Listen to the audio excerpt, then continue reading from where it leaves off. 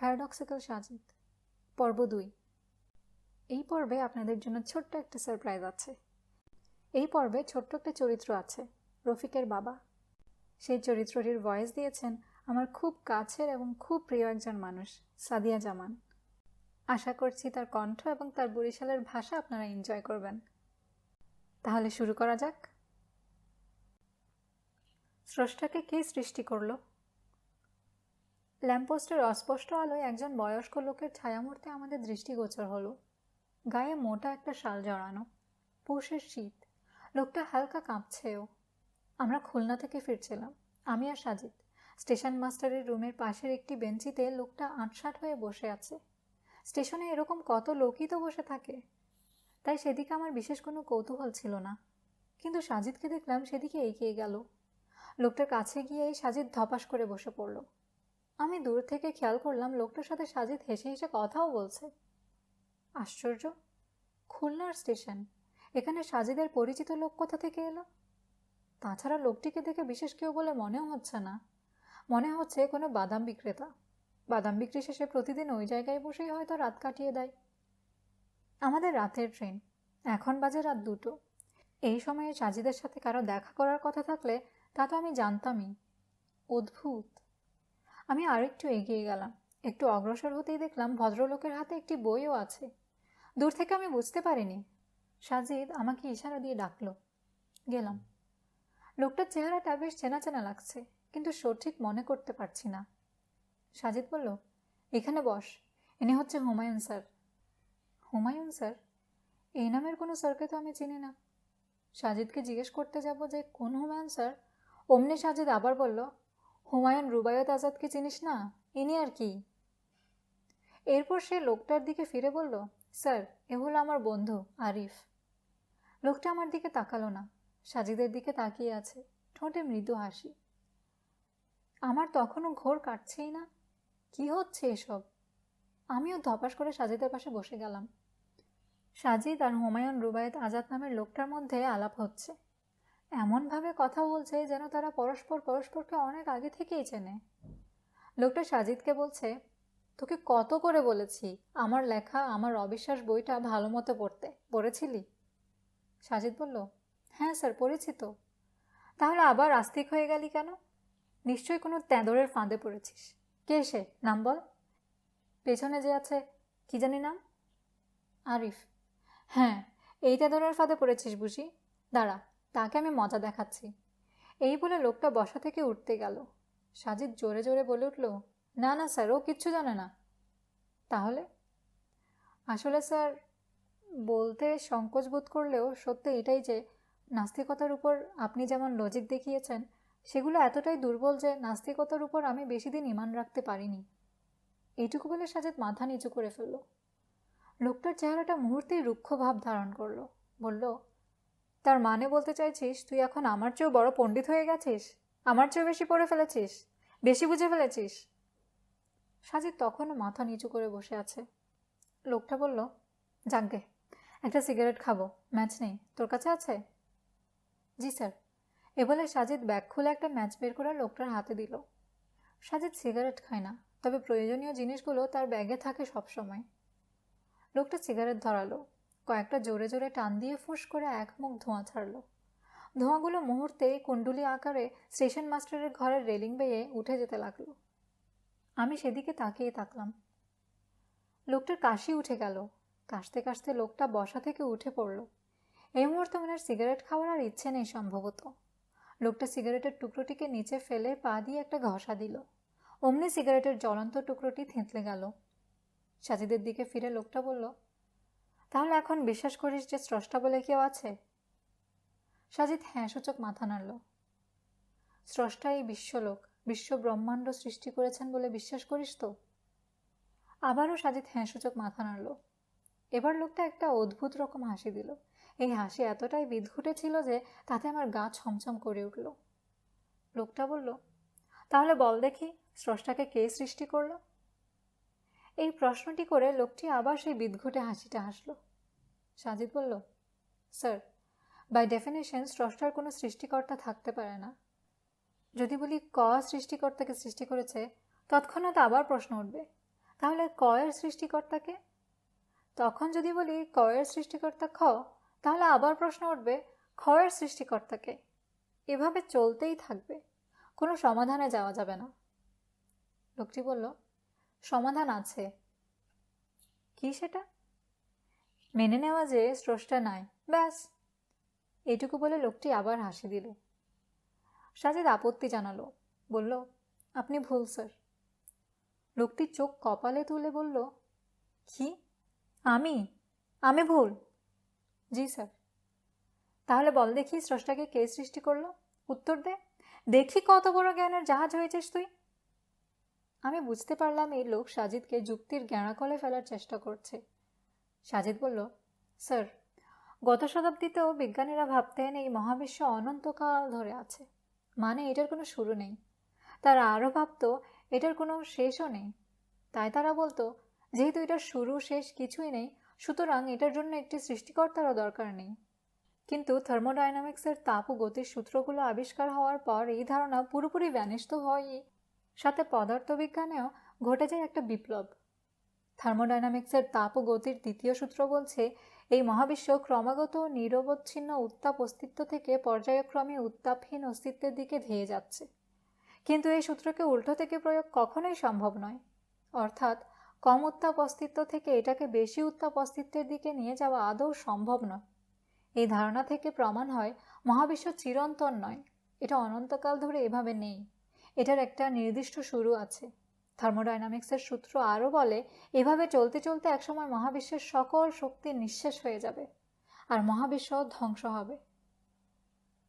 লোকটি বলল, উফ, আসছেন বৈজ্ঞানিক লম্পু, সহজ করে বল বেটা। সাজিদ বলল, স্যার, একটা গরম কফির কাপ টেবিলে রাখা হলো, সেটা সময়ের সাথে সাথে আস্তে আস্তে তাপ হারাতে হারাতে ঠান্ডা হতেই থাকবে। কিন্তু সেটা টেবিলে রাখার পর যে পরিমাণ গরম ছিল, সময়ের সাথে সাথে সেটা আরও বেশি গরম হয়ে উঠবে। এটা অসম্ভব, এটা কেবল ঠান্ডাই হতে থাকবে। একটা পর্যায়ে গিয়ে দেখা যাবে কফির কাপটা সমস্ত তাপ হারিয়ে একেবারে ঠান্ডা হয়ে গেছে। এটাই হচ্ছে থার্মোডাইনামিক্সের সূত্র। তো এর থেকে প্রমাণ হয় মহাবিশ্বের একটা শুরু আছে। মহাবিশ্বের যে একটা শুরু আছে তারও প্রমাণ বিজ্ঞানীরা পেয়েছে। মহাবিশ্ব সৃষ্টিতত্ত্বের উপর এ যাবৎ যতগুলো থিওরি বিজ্ঞান মহলে এসেছে, তার মধ্যে সবচেয়ে গ্রহণযোগ্য, প্রমাণের দিক থেকে সবচেয়ে শক্তিশালী থিওরি হলো big bang theory. Big bang theory বলছে মহাবিশ্বের জন্ম হয়েছে একটা বিস্ফোরণের ফলে। তাহলে স্যার, এটা এখন নিশ্চিত যে মহাবিশ্বের একটা শুরু আছে। লোকটা হ্যাঁসূচক মাথা নাড়ল। সাজাদ আবার বলতে শুরু করলো, স্যার, আমরা সহজ সমীকরণ পদ্ধতিতে দেখব স্রষ্টাকে সৃষ্টির প্রয়োজন আছে কিনা, মানে স্রষ্টার সৃষ্টিকর্তা থাকতে পারে কিনা। সকল সৃষ্টির একটা নির্দিষ্ট শুরু আছে এবং শেষ আছে। ধরি এটা সমীকরণ 1। মহাবিশ্ব একটি সৃষ্টি, এটা সমীকরণ 2। এখন সমীকরণ 1 আর 2 থেকে পাই সকল সৃষ্টির শুরু এবং শেষ আছে। মহাবিশ্ব একটি সৃষ্টি, তাই এটারও একটা শুরু এবং শেষ আছে। তাহলে আমরা দেখলাম উপরের দুটি শর্ত পরস্পর মিলে গেল এবং তাতে থার্মোডাইনামিক্সের তাপ ও গতির সূত্রের কোনো ব্যাঘাত ঘটেনি। আমার তৃতীয় সমীকরণ হচ্ছে স্রষ্টা সব কিছু সৃষ্টি করেছেন। তাহলে খেয়াল করুন, আমার প্রথম শর্তের সাথে কিন্তু তৃতীয় শর্ত ম্যাচ হচ্ছে না। আমার প্রথম শর্ত ছিল সকল সৃষ্টির শুরু আর শেষ আছে, কিন্তু তৃতীয় শর্তে কথা বলছে স্রষ্টা নিয়ে। তিনি সৃষ্টি নন, তিনি স্রষ্টা। তাই এখানে প্রথম শর্ত খাটে না, সাথে তাপ ও গতির সূত্রটিও এখানে আর খাটছে না। তার মানে স্রষ্টার শুরুও নেই, শেষও নেই, অর্থাৎ তাকে নতুন করে সৃষ্টিরও প্রয়োজন নেই। তার মানে স্রষ্টার আরেকজন স্রষ্টা থাকারও প্রয়োজন নেই, তিনি অনাদি, অনন্ত। এতটুকু বলে সাজিদ থামল। হুমায়ুন আজাদ নামের লোকটি কপালের ভাঁজ দীর্ঘ করে বললেন, কি ভংসন বুঝালি এগুলো? কী সব সমীকরণ টমীকরণ, এসব কি? সোজা সাপটা বল, আমাকে অঙ্ক শেখাচ্ছিস? লজ অফ ক্যাজুয়ালিটি সম্পর্কে ধারণা আছে? লজ অফ ক্যাজুয়ালিটির মতে সব কিছুর পেছনে একটা কজ বা কারণ থাকে। সেই সূত্র মতে স্রষ্টার পেছনেও একটা কারণ থাকতে হবে। সাজিদ বলল, স্যার, উত্তেজিত হবেন না প্লিজ। আমি আপনাকে অঙ্ক শেখাতে যাব কোন সাহসে? আমি শুধু আমার মতো ব্যাপারটি ব্যাখ্যা করেছি। কচু করেছিস তুই, লজ অফ ক্যাজুয়ালিটি দিয়ে ব্যাখ্যা কর। লোকটা উচ্চস্বরে বলল, স্যার, লজ অফ ক্যাজুয়ালিটি বলবৎ হয় তখনই যখন থেকে টাইম, স্পেস এবং ম্যাটার জন্ম লাভ করে, ঠিক না? কারণ আইনস্টাইনের থিওরি অফ রিলেটিভিটি স্বীকার করে যে টাইম জিনিসটা নিজেই স্পেস আর ম্যাটারের সাথে কানেক্টেড। কজের ধারণা তখনই আসবে যখন টাইম, স্পেস, ম্যাটার এই ব্যাপারগুলো তৈরি হবে। তাহলে যিনি এই টাইম, স্পেস, ম্যাটারের স্রষ্টা, তাকে কি করে আমরা টাইম, স্পেস, ম্যাটারের বাটখারাতে বসিয়ে লজ অফ ক্যাজুয়ালিটি দিয়ে বিচার করব স্যার? এটা তো লজিক বিরুদ্ধ, বিজ্ঞান বিরুদ্ধ। লোকটা চুপ করে আছে, কিছু হয়তো বলতে যাচ্ছিল। এর মধ্যেই আবার সাজিদ বলল, স্যার, আপনি লজ অফ ক্যাজুয়ালিটি এর যে সংজ্ঞা দিয়েছেন সেটা ভুল। লোকটা আবার রেগে গেল, রেগে অগ্নিশর্মা হয়ে বলল, এই ছোকরা, আমি ভুল বলেছি মানে কি? তুই কি বলতে চাস আমি বিজ্ঞান বুঝি না? সাজিদ বলল, না না স্যার, একদম তা বলিনি। আমার ভুল হয়েছে। আসলে বলা উচিত ছিল যে লজ অফ ক্যাজুয়ালিটি এর সংজ্ঞা বলতে গিয়ে আপনি ছোট্ট একটা জিনিস মিস করেছেন। লোকটার চেহারা এবার একটু স্বাভাবিক হলো, বলল, কি মিস করেছি? আপনি বলেছেন লজ অফ ক্যাজুয়ালিটির মতে সব কিছুরই একটা কজ থাকে। আসলে এটা স্যার সেরকম নয়। লজ অফ ক্যাজুয়ালিটি হচ্ছে everything which has a beginning has a cause, অর্থাৎ এমন সব কিছু যেগুলোর একটা নির্দিষ্ট শুরু আছে, কেবল তাদেরই কজ থাকে। স্রষ্টার কোনো শুরু নেই, তাই স্রষ্টাকে লজ অফ ক্যাজুয়ালিটি দিয়ে মাপাটা যুক্তি এবং বিজ্ঞান বিরুদ্ধ। লোকটার মুখ কিছুটা গম্ভীর হয়ে গেল, বলল, তুই কি ভেবেছিস এরকম ভারী ভারী কিছু শব্দ ব্যবহার করে কথা বললেই আমি তোর যুক্তি মেনে নেব? অসম্ভব। সাজিদ এবার মুচকি হাসল, হেসে বলল, স্যার, আপনার হাতে একটি বই দেখছি। ওটা কি বই? এটা আমার লেখা বই, আমার অবিশ্বাস। স্যার, ওটা আমাকে দেবেন একটু? এই নে ধর। সাজিদ বইটা হাতে নিয়ে উল্টালো, উল্টাতে উল্টাতে বলল, স্যার, এই বইয়ের কোন লাইনে আপনি আছেন? লোকটা ভ্রু কুঁচকে বলল, মানে? বলছি, এই বইয়ের কোন অধ্যায়ের কোন পৃষ্ঠায় কোন লাইনে আপনি আছেন? তুই অদ্ভুত কথা বলছিস। আমি বইয়ে থাকবো কেন? কেন থাকবেন না? আপনি এর স্রষ্টা না? হ্যাঁ। এই বইটা কালি আর কাগজ দিয়ে তৈরি। আপনিও কি কালি আর কাগজ দিয়ে তৈরি স্যার? খুবই স্টুপিডিটি টাইপ প্রশ্ন। আমি এই বইয়ের স্রষ্টা। এই বই তৈরির সংজ্ঞা দিয়ে কি আমাকে ব্যাখ্যা করা যাবে?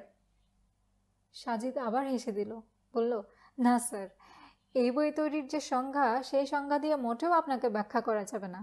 ঠিক সেভাবে এই মহাবিশ্ব যিনি সৃষ্টি করেছেন, তাকেও তার সৃষ্টির টাইম, স্পেস, ম্যাটার, কজ এসব দিয়ে ব্যাখ্যা করা যাবে না। আপনি কালি, কলম বা কাগজের তৈরি নন, তার ঊর্ধ্বে। কিন্তু আপনি টাইম, স্পেস, ম্যাটার, কজের ঊর্ধ্বে নন। আপনাকে এগুলো দিয়ে ব্যাখ্যা করাই যায়। কিন্তু সৃষ্টিকর্তা হচ্ছে এমন একজন যিনি নিজেই টাইম, স্পেস, ম্যাটার, কজের সৃষ্টিকর্তা। তাই তাকে টাইম, স্পেস, ম্যাটার, কজ দিয়ে পরিমাপ করা যাবে না। অর্থাৎ তিনি এসবের ঊর্ধ্বে। অর্থাৎ তার কোনো টাইম, স্পেস, ম্যাটার, কজ নেই। অর্থাৎ তার কোনো শুরু শেষ নেই। অর্থাৎ তার কোনো সৃষ্টিকর্তা নেই। লোকটা উঠে দাঁড়ালো, দাঁড়াতে দাঁড়াতে বলল, ভালো ব্রেন ওয়াশড, ভালোই ব্রেন ওয়াশড। আমরা কি এই তরুণ প্রজন্ম চেয়েছিলাম? হাই, আমরা কি এই তরুণ প্রজন্ম চেয়েছিলাম? এটা বলতে বলতে লোকটা হাঁটা ধরল। দেখতে দেখতেই উনি স্টেশনে মানুষের ভিড়ের মধ্যে হারিয়ে গেলেন। It was impressed on them by their original lawgiver that they are all brothers, from the moment that they are converted, and deny the gods of Greece, and worship the crucified sage, and live after his laws. ঠিক সেই মুহূর্তেই আমার ঘুম ভেঙে গেল। ঘুম ভাঙার পর আমি কিছুক্ষণ ঝিম মেরেছিলাম। ঘড়িতে সময় দেখলাম রাত 1:30 বাজে। সাজিদের বিছানার দিকে তাকালাম, দেখলাম সে বিছানায় শুয়ে শুয়ে বই পড়ছে।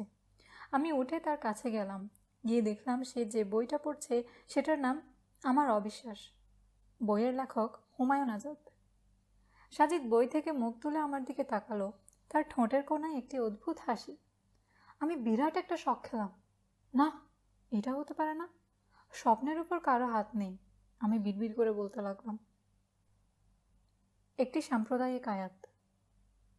সেদিন শাহবাগ মোড়ে বসে আড্ডা দিচ্ছিলাম আমি, সাজিদ, রূপম, মিলু, তারেক, শাহরিয়ার আর মিশকাত। সকলেই জানেন আমাদের মধ্যে সাজিদ হলো এক্স এথিস্ট।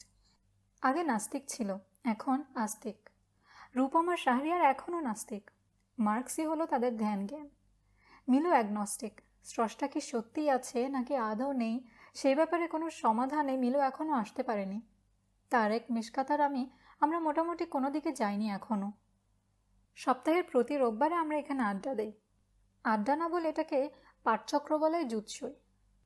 সপ্তাহান্তে এখানে এসে পুরো এক সপ্তাহে কে কী পড়েছি, পড়ে কী বুঝেছি, কি বুঝিনি, এসব আলোচনা করি। ভারী ইংরেজিতে যেটাকে বুক রিভিউ বলা হয় আর কি। আজকের আলোচক দুজন, শাহরিয়ার আর সাজিদ। শাহরিয়ার আলোচনা করবে প্লেটোর রিপাবলিকের উপর, আর সাজিদ আলোচনা করবে আল কোরআনের উপর। দুজনই তোখর আলোচক। রিপাবলিক নিয়ে শাহরিয়ারের আলোচনা বেশ জম্পেশ ছিল। রিপাবলিকে প্লেটোর নীতি নৈতিকতা, মূল্যবোধ, শিষ্টাচার, রাষ্ট্র, রাষ্ট্রের সংজ্ঞা, রাষ্ট্রের গঠন, উপাদান, পরিবার, নারী পুরুষের মনস্তত্ত্ব, সমাজে নারী পুরুষের মূল্যায়ন ইত্যাদির উপর যে সবিস্তার আলোচনা করেছিলেন, শাহরিয়ার খুবই চমৎকারভাবে তার সারসংক্ষেপ আমাদের সামনে তুলে ধরল। মনে হচ্ছিল খোদ প্লেটোই যেন আমাদের সামনে আঙ্গুল উঁচিয়ে উঁচিয়ে বুঝিয়ে দিচ্ছেন কোন জিনিসটার কী ব্যাখ্যা, কী কাজ, কী ধর্ম। শাহরিয়ারের আলোচনা শেষ হলে সাজিদ তার আলোচনা শুরু করে। সেও আল কোরআন নাজিল হওয়ার কারণ, এতে ব্যক্তি, সমাজ, রাষ্ট্র, পরিবার, নারী পুরুষ এবং এতদ সংক্রান্ত যে বিষয়গুলো আছে তার একটি চমৎকার সংক্ষিপ্ত আলোচনা তুলে ধরল।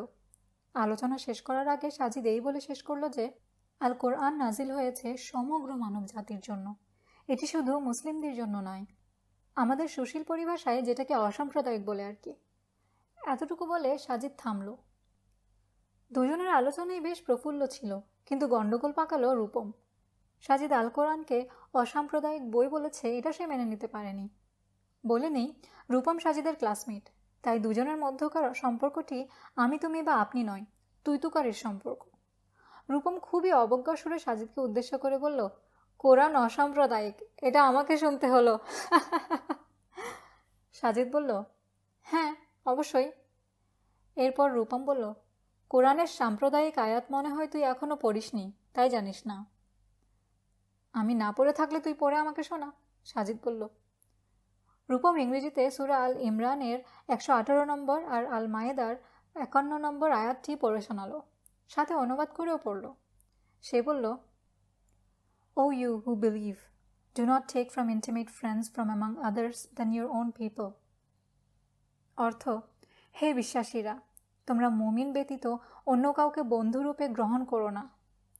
দেখ, কোরআনই তোদের বলছে আমাদের মানে অমুসলিমদের বন্ধুরূপে না নিতে, আর তুই কি না এখানে কোরআনকে অসাম্প্রদায়িকতার সার্টিফিকেট দিচ্ছিস? হাস্যকর না? এটা অসাম্প্রদায়িকতার নতুন সংজ্ঞা বুঝি? অমুসলিমদের বন্ধু বানাবা না, খবরদার। আমি একটু চিন্তায় পড়লাম। অবজ্ঞা সুরে বললেও রূপমের কথা একেবারে ফেলে দেওয়ার মতো নয়। অপেক্ষা করছি সাজিদের উত্তরের জন্য। সাজিদ একটু ঝেড়ে কেশে নিল, এরপর বলতে শুরু করলো, দেখ রূপম, কোরআন নাজিল হয়েছে হজরত মোহাম্মদ সাল্লাল্লাহু আলাইহি ওয়াসাল্লামের উপর। এখন কোরআনের আয়াতগুলোকে আমাদের বুঝতে হবে ঠিক সেভাবে যেভাবে মোহাম্মদ সাল্লাল্লাহু আলাইহি ওয়াসাল্লাম বুঝিয়েছেন। প্লেটোর রিপাবলিক তুই তোর মন মতো ব্যাখ্যা করতে পারিস না বা বুঝে নিতে পারিস না, তোকে ঠিক সেভাবেই বুঝতে হবে যেভাবে প্লেটো বুঝিয়েছেন। এতটুকু তো কমন সেন্সের ব্যাপার, তাই না? রূপম বলল, এখন কোরআনকেও আমরা সেভাবেই বুঝব যেভাবে মোহাম্মদ সাল্লাল্লাহু আলাইহি ওয়াসাল্লাম বুঝিয়েছেন। প্রথমে তুই যে আয়াতের কথা বললি সেই আয়াতে আসি। ওই আয়াতে আল্লাহ তাআলা আমাদের বলেছেন অমুসলিমদের বন্ধু হিসেবে গ্রহণ না করতে। এখানে আল্লাহ তাআলা বন্ধু শব্দটার জন্য যে আরবিক ওয়ার্ডটি ব্যবহার করেছেন তা হলো আউলিয়া, রাইট? রূপম বলল, হতে পারে, আমি আরবি বুঝি না। রূপমের আরবি বোঝার কথাও না, সে হিন্দু ফ্যামিলি থেকে উঠে আসা। ব্লগে মুক্তমনা নামধারী নাস্তিকদের লেখালেখি পড়ে কোরআন নিয়ে যা একটু জানে। সাজিদ আমাকে উদ্দেশ্য করে বলল, আরিফ, মোবাইল খুলে কোরআনের অ্যাপস থেকে আয়াতটি তিলাওয়াত করে শোনা। আমি শোনালাম। রূপম বিশ্বাস করলো যে সে আয়াতে বন্ধু শব্দের জন্য আরবি আউলিয়া শব্দই ব্যবহার করা হয়েছে। সাজিদ বলল, শুনলি? হ্যাঁ। এখন আমরা এটাকে ব্যাখ্যা করব। আরবিকে আউলিয়া শব্দটির জন্য দুটি অর্থ করা যায়, 1 বন্ধু, 2 অভিভাবক। আমরা এখানে সেই অর্থটা নিব যেটা রাসূল সাল্লাল্লাহু আলাইহি ওয়াসাল্লাম থেকে প্রমাণ হয়ে আসবে। তার আগে দুটি বিষয় ক্লিয়ার করি। আউলিয়া শব্দের জন্য বন্ধু আর অভিভাবক 2 অর্থ করা গেলেও এই 2 শব্দের মধ্যে একটা সূক্ষ্ম পার্থক্য আছে। বন্ধু মানে বন্ধু, এই যেমন তুই আমার বন্ধু, আমি তোর সাথে এখানে বসে আড্ডা দিচ্ছি, খাচ্ছি, অনেক রাত একসাথে ঘুমিয়েছি, ক্লাস করি একসাথে, আবার আমার বাবা মাও আমার বন্ধু। কিন্তু তুই আর আমার বাবা মা কি একই রকম বন্ধু? না, পার্থক্য আছে। তারা আমার অভিভাবক, বন্ধু। তোর সাথে বন্ধুত্বের যে ডেফিনেশন, তাদের সাথে something more than that, right? Rupam মাথা নাড়ল। সাজিদ আবার বলতে লাগলো, আমার বাবা মা আমার যাবতীয় সিক্রেট জানে, আমার দুর্বলতা কোথায় জানে, তুই জানিস? না। এবার মোহাম্মদ সাল্লাল্লাহু আলাইহি ওয়াসাল্লামের জীবন নিতে চা। তুই সেখানে দেখবি তিনি অমুসলিমদের সাথে বন্ধুত্ব করেছেন, অমুসলিমদের সাথে ব্যবসা বাণিজ্য করেছেন, তাদের সাথে খেয়েছেন, কাজ করেছেন, কত কি। মানে এখন আমি যা যা তোর সাথে করি অনেকটা সেই রকম, তাই না? আমাদের সবাই মাথা নাড়লাম, রূপমা মাথা নাড়ল। তাহলে দেখা যাচ্ছে ওই আয়াতে আউলিয়া অর্থে আমরা বন্ধু শব্দটা নিতে পারবো না, কারণ আল্লাহ তাআলা যদি আউলিয়া শব্দটি দ্বারা বন্ধুই বোঝাতেন তাহলে রাসূল সাল্লাল্লাহু আলাইহি ওয়াসাল্লাম কখনোই অমুসলিমদের সাথে ওঠা বসা করতেন না। তাহলে প্রশ্ন, এখানে আউলিয়া শব্দের কোন অর্থ বোঝানো হয়েছে? হ্যাঁ, এখানে আউলিয়া শব্দ দিয়ে বোঝানো হয়েছে অভিভাবক। আল্লাহ আমাদের বলেছেন, হে বিশ্বাসীরা, তোমরা অমুসলিমদের অভিভাবক হিসেবে গ্রহণ করো না। একজন অভিভাবক হলো সেই যে আমাদের যাবতীয় গোপন খবর জানবে, আমাদের শক্তি, আমাদের কৌশল, আমাদের দুর্বলতা জানবে। এখন আল্লাহ বলেছেন অমুসলিমদের অভিভাবক হিসেবে গ্রহণ করো না, মানে অমুসলিমদের কাছে তোমরা তোমাদের সিক্রেট বলে দিও না, কারণ এতে কোনো এক সময় হিতে বিপরীত হতে পারে, বিপদ হতে পারে। কিরকম বিপদ? তারেক জিজ্ঞেস করলো। সাজিদ বলল, যেমন ইসলামের প্রথম জিহাদ কোনটি? বদর যুদ্ধ, তাই না? হ্যাঁ, আমি বললাম। সেই যুদ্ধে মুসলিমদের সৈন্য সংখ্যা কত ছিল? মাত্র 313 জন। আর প্রতিপক্ষের সৈন্য সংখ্যা ছিল প্রায় 1000, তাই তো? আর সেই যুদ্ধের আগে মুসলিমরা যদি অমুসলিমদের কাছে গিয়ে বলতো, জানো আমরা না মাত্র 313 জন নিয়ে তোমাদের সাথে লড়ব, এটা কি ঠিক হতো? না, হতো না। এই তথ্য ফাঁস হলে কি হতো? প্রতিপক্ষের মনে সাহস বেড়ে যেত। তারা যুদ্ধে শারীরিকভাবে জেতার আগেই মনস্তাত্ত্বিকভাবে জিতে যেত। এটা কি শুভ হতো? আজকের দিনে কোনো দেশ কি এই ফর্মুলা অ্যাপ্লাই করবে? আমেরিকা কি তার সামরিক শক্তির কথা চীন বা রাশিয়ার কাছে শেয়ার করে? করে না। ঠিক একইভাবে আল্লাহ বলেছেন, ওদের তোমরা অভিভাবক হিসেবে নিও না। এটা একটা সেফটি। এখানে বন্ধু বানাতে নিষেধ করেনি, অভিভাবক বানাতে নিষেধ করেছে। আমরা চুপ করে আছি। রূপমও কিছু বলছে না। এবার সাজিদ বলল, রূপম, ফার্স্ট ইয়ার থেকে আমি তোর বন্ধু। আমাদের বন্ধুত্বের আজকে 4 বছর চলছে। এই 4 বছরের বন্ধুত্বে তুই কোনোদিন আমাকে তোর ব্যাংক অ্যাকাউন্ট নাম্বার দিয়েছিস? দিসনি। তোর ক্রেডিট কার্ডের গোপন নাম্বার কোনোদিন আমাকে বলেছিস? বলিসনি। এমনকি কোনোদিন তোর ফেসবুক পাসওয়ার্ডটাও দিলি না। কেন দিলি না? কারণ আমি তোর বন্ধু, তোর অভিভাবক না। এখন কি আমি তোকে বলতে পারি, রূপম তুই বাটা আস্ত একটা সাম্প্রদায়িক ফ্রেন্ড, বলতে পারি? সাজিদ রূপমের মুখের দিকে চেয়ে আছে কোনো একটি উত্তরের আশায়। রূপম কিছু না বলে ফিক করে হেসে দিল। মনে হচ্ছে সাজিদের কথায় সে খুব মজা পেয়েছে। কোরআন কি সূর্যকে পানির নিচে ডুবে যাওয়ার কথা বলে? সাজিদের খুব মন খারাপ। আমি রুমে ঢুকে দেখলাম সে তার খাটের উপর শক্ত মুখ করে বসে আছে। আমি বললাম, ক্লাস থেকে কখন এলি? সে কোনো উত্তর দিল না। আমি কাঁধ থেকে 10.5 কেজি ওজনের ব্যাগটি নামিয়ে রাখলাম টেবিলের উপর। তার দিকে ফিরে বললাম, কি হয়েছে রে? মুখের অবস্থা নেপচুনের উপগ্রহ টাইট্রনের মতো করে রেখেছিস। সে বলল, টাইট্রন দেখতে কীরকম? আমি শুনেছি টাইট্রন দেখতে নাকি বাংলার 5-এর মতো। আমি জানি সাজিদ এক্ষুনি একটা ছোটোখাটো লেকচার শুরু করবে। সে আমাকে টাইট্রনের অবস্থান, আকার আকৃতি, টাইট্রনের ভূপৃষ্ঠে নাইট্রোজেন, কার্বন ডাইঅক্সাইডের পরিমাণ, সূর্য আর নেপচুন থেকে টাইটনের দূরত্ব কত, তার যথাযথ বিবরণ এবং তথ্যাদি দিয়ে প্রমাণ করে দেখাবে যে টাইট্রন দেখতে মোটেও বাংলার 5-এর মতো নয়। এই মুহূর্তে তার লেকচার বা বকবকানি কোনোটাই শোনার ইচ্ছে আমার নেই। তাই যে করেই হোক তাকে দ্রুত থামিয়ে দিতে হবে। আমি আবার বললাম, ক্লাসে গিয়েছিলি? কোনো সমস্যা হয়েছে নাকি? মন খারাপ? সে আবার চুপ মেরে গেল। এই হলো একটা সমস্যা। সাজিদ যেটা বলতে চাইবে না, পৃথিবী যদি উলট পালট হয়েও যায় তবু সে মুখ খুলে সেটা কাউকে বলবে না। সে বলল, কিচেনে যা, ভাত বসিয়েছি, দেখে আয় কি অবস্থা। আমি আকাশ থেকে পড়ার মতো করে বললাম, ভাত বসিয়েছিস মানে? বুয়া আসেনি? না। কেন? অসুস্থ বলল। তাহলে আজ খাবো কি? সাজিদ জানলা দিয়ে বাইরে তাকালো, সেদিকে তাকিয়ে বলল, ভাত বসিয়েছি, কলে যথেষ্ট পরিমাণে পানি আছে, পানি দিয়ে ভাত গিলা হবে। সিরিয়াস সময়গুলোতেও তার এরকম রসিকতা আমার একেবারেই ভালো লাগে না। অগত্য কিচেনের দিকে হাঁটা ধরলাম। যেটা ভেবেছি ঠিক সেটা নয়। ভাত বসানোর পাশাপাশি সে ডিমও সিদ্ধ করে রেখেছে। আমার পেছনে পেছনে সাজিদও এলো।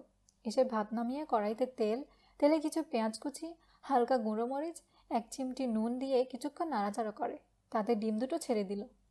পাশে আমি পর্যবেক্ষকের মতো দাঁড়িয়ে দাঁড়িয়ে সব দেখছি। মনে হচ্ছে সাজিদ কোনো রান্নার প্রতিযোগিতার প্রতিযোগী আর আমি চিফ জাস্টিস। অল্প কিছুক্ষণ পরেই ডিম দুটোর বর্ণ লালচে হয়ে উঠল। মাছকে হালকা ভাজলে যেরকম দেখায় সেরকম। সুন্দর একটা পোড়া গন্ধও বেরিয়েছে। আমি মুচকি হেসে বললাম, খামোকা বুয়া রেখে এতগুলো টাকা অপচয় করি প্রতি মাসে, অথচ ভুবন বিখ্যাত বুয়া আমার রুমেই আছে। গোসল সেরে নামাজ পড়ে খেয়ে উঠলাম। রুটিন অনুযায়ী সাজিদ এখন ঘুমাবে। রাতের যে বাড়তি অংশ সে বই পড়ে কাটায় সে তো দুপুরবেলা ঘুমিয়ে পুষিয়ে নেয়। আমার আজকে কাজ নেই, চাইলেই ঘুরতে বেরোতে পারি, কিন্তু বাইরে যা রোদ, সাহস হচ্ছিল না। এরই মধ্যে সাজিদ ঘুমিয়ে পড়েছে, কিন্তু আমার মনের মধ্যে একটা কচকচানি রয়ে গেল। সাজিদকে এরকম মন খারাপ অবস্থায় আমি আগে কখনো দেখিনি। কেন তার মন খারাপ সে ব্যাপারে জানতে না পারলে শান্তি পাচ্ছি না। কিন্তু সাজিদকে জিজ্ঞেস করে লাভ নেই, সে কোনো দিনও বলবে না। ভাবছি কি করা যায়। তখন মনে পড়ল তার সেই বিখ্যাত ডায়েরিটার কথা, যেটাতে সে তার জীবনের সব গুরুত্বপূর্ণ ঘটনাগুলো হুবহু লিখে রাখে। আজকে তার মন খারাপের ব্যাপারটিও নিশ্চয়ই সে তুলে রেখেছে। তার টেবিলের ড্রয়ার খুলে তার ডায়েরিটা নিয়ে উল্টাতে লাগলাম। মাঝামাঝিতে এসে পেয়ে গেলাম মূল ঘটনাটা। যেরকম লেখা আছে সেভাবেই তুলে ধরছি। 1 মে 2014। মফিজুর রহমান স্যার, এই ভদ্রলোক ক্লাসে আমাকে ওনার শত্রু মনে করেন। ঠিক শত্রু না, প্রতিদ্বন্দ্বী বলা যায়। আমাকে নিয়ে ওনার সমস্যা হলো উনি উল্টাপাল্টা কথাবার্তা বলে ক্লাসের ছেলেমেয়েদের মনে ধর্ম, ধর্মীয় কিতাব, আল্লাহ, রসুল ইত্যাদি নিয়ে সন্দেহ ঢুকিয়ে দেওয়ার চেষ্টা করেন। কিন্তু আমি প্রতিবারই ওনার এমন কাজের প্রতিবাদ করি, ওনার যুক্তির বিপরীতে যুক্তি দিই। এমনও হয়েছে যুক্তিতে পরাজিত হয়ে উনি ক্লাস থেকেও চলে গিয়েছিলেন কয়েকবার। এই কারণে এই বামপন্থী লোকটা আমাকে চক্ষুশূল মনে করেন। সে যাকে, আজকের কথা বলি। আজকে ক্লাসে এসে এই ভদ্রলোক আমাকে খুঁজে বের করলেন। বুঝতে পেরেছি নতুন কোনো ওসিলা খুঁজে পেয়েছে আমাকে ঘায়াল করার। ক্লাসে আসার আগে মনে হয় পান খেয়েছিলেন, ঠোঁটের এক কোণায় চুন লেগে আছে। আমাকে দাঁড় করিয়ে বড় বড় চোখ করে বললেন, বাবা আইনস্টাইন, কি খবর? ভদ্রলোক আমাকে তাচ্ছিল্য করে আইনস্টাইন বলে ডাকেন। আমাকে আইনস্টাইন ডাকতে দেখে ওনার অন্য সাগরেদগণ হাসাহাসি শুরু করলো। আমি কিছু না বলে চুপ করে আছি। তিনি আবার বললেন, শোনো বাবা আইনস্টাইন, তুমি তো অনেক বিজ্ঞান জানো, বলো তো দেখি সূর্য কি পানিতে ডুবে যায়? ক্লাস স্থিমিত হয়ে গেল। সবাই চুপচাপ। আমি মাথা তুলে স্যারের দিকে তাকালাম। বললাম, জি না স্যার, সূর্য কখনোই পানিতে ডুবে না। স্যার অবাক হওয়ার ভঙ্গিতে বললেন, ডোবে না? ঠিক তো? জি স্যার। তাহলে সূর্য অস্ত আর সূর্যোদয় কেন হয় বাবা? বিজ্ঞান কি বলে? আমি বললাম, স্যার, সূর্যকে কেন্দ্র করে পৃথিবী ঘোরে। সূর্যকে কেন্দ্র করে ঘোরার সময় পৃথিবীর গোলার্ধের যে অংশটা সূর্যের দিকে মুখ করে থাকে সেই অংশে তখন সূর্যোদয় হয়, দিন থাকে। ঠিক একইভাবে পৃথিবীর গোলার্ধে যে অংশটা তখন সূর্যের বিপরীত দিকে মুখ করে থাকে তাতে তখন সূর্যাস্ত হয়, রাত নামে। আদতে সূর্যাস্ত বা সূর্যোদয় বলে কিছু নেই। সূর্য অস্তও যায় না, উদিতও হয় না। পৃথিবীর ঘূর্ণনের কারণে আমাদের এমনটা মনে হয়। স্যার বললেন, বাহ, সুন্দর ব্যাখ্যা। উনি আমার দিকে ঝুঁকে এসে বললেন, তা বাবা, এই ব্যাপারটার উপর তোমার আস্থা আছে তো? সূর্য পানিতে ডুবে যাওয়াতে বিশ্বাস করো কি? পুরো ক্লাসে তখনও পিনপতন নীরবতা। আমি বললাম, না স্যার, সূর্যের ডুবে ডুবে যাওয়াতে আমি বিশ্বাস করি না। এরপর স্যার বললেন, বেশ, তাহলে ধরে নিলাম আজ থেকে তুমি আর কোরআনে বিশ্বাস করো না। স্যারের কথা শুনে আমি খানিকটা অবাক হলাম। পুরো ক্লাসও সম্ভবত আমার মতোই হতবাক। স্যার মুচকি হেসে বললেন, তোমাদের ধর্মীয় কিতাব, যেটাকে আবার বিজ্ঞানময় বলে দাবি করো তোমরা, সেই কোরআনে আছে সূর্য নাকি পানিতে ডুবে যায়। আমি স্যারের মুখের দিকে চেয়ে আছি। স্যার বললেন, কি বিশ্বাস হচ্ছে না তো? দাঁড়াও, পড়ে শোনাই। এতটুকু বলে স্যার কোরআনের সূরা কাহফের 86 নম্বর আয়াতটি পড়ে শোনালেন। চলতে চলতে এমনিভাবে তিনি জুলকারনাইন সূর্যের অস্তগমনের জায়গায় গিয়ে পৌঁছালেন। সেখানে তিনি সূর্যকে সাগরের কালো পানিতে ডুবে যেতে দেখলেন। তার পাশে তিনি একটি জাতিকেও বাস করতে দেখলেন। আমি বললাম, হে জুলকারনাইন, এরা আপনার অধীনস্থ। আপনি ইচ্ছা করলে তাদের শাস্তি দিতে পারেন, অথবা তাদের আপনি সদয়ভাবেও গ্রহণ করতে পারেন। এরপর বললেন, দেখো, তোমাদের বিজ্ঞানময় ধর্মীয় কিতাব বলছে যে সূর্য নাকি সাগরের কালো পানিতে ডুবে যায়। বিজ্ঞানময় কিতাব বলে কথা। ক্লাসের মধ্যে যারা স্যারের মতোই নাস্তিক তারা হো হো করে হেসে উঠল। আমি কিছুই বললাম না, চুপ করেছিলাম। এতটুকুই লেখা। আশ্চর্য, সাজিদ মফিজুর রহমান নামের এই ভদ্রলোকের কথার কোনো প্রতিবাদ করল না। সে তো এরকম করে না সাধারণত। তাহলে কি? আমার মনে নানা ধরনের প্রশ্ন উকিঝুঁকি দিতে লাগলো সেদিন। এর 4 মাস পরের কথা। হঠাৎ একদিন সন্ধ্যায় সাজিদ আমাকে এসে বলল, আগামীকাল ডিপার্টমেন্ট থেকে ট্যুরে যাচ্ছি, তুইও সাথে যাচ্ছিস। আমি বললাম, আমি পাগল নাকি? তোদের ডিপার্টমেন্ট ট্যুরে আমি কিভাবে যাব? সেই ভাবনাটা আমার, তোকে যা বললাম জাস্ট তা শুনে যা। পরদিন সকালবেলা বের হলাম। তার ফ্রেন্ডদের সাথে আমার পরিচয় করিয়ে দিল। স্যারবৃন্দও আছেন। মফিজুর রহমান নামের ভদ্রলোকটির সাথেও দেখা হলো। বিরাট গোঁফওয়ালা। এই লোকের পূর্বপুরুষ সম্ভবত ব্রিটিশদের পিয়নের কাজ করত। যা হোক, আমরা যাচ্ছি কুয়াকাটা। পৌঁছতে পাক্কা 4 ঘন্টা সময় লাগলো। সারাদিন অনেক ঘোরাঘুরি করলাম। স্যারদের বেশ বন্ধুবৎসল মনে হলো। ঘড়িতে সময় তখন 5:25। আমরা সমুদ্রের কাছাকাছি হোটেলে আছি। আমাদের সাথে মফিজুর রহমান স্যারও আছেন। তিনি সবার উদ্দেশ্যে বললেন, গাইজ বি রেডি, আমরা এখন কুয়াকাটার বিখ্যাত সূর্যাস্ত দেখব। তোমরা নিশ্চয়ই জানো এটি দক্ষিণ এশিয়ার একমাত্র সমুদ্র সৈকত যেখান থেকে সূর্যোদয় আর সূর্যাস্ত দুটোই দেখা যায়। আমরা সবাই প্রস্তুত ছিলাম আগে থেকেই।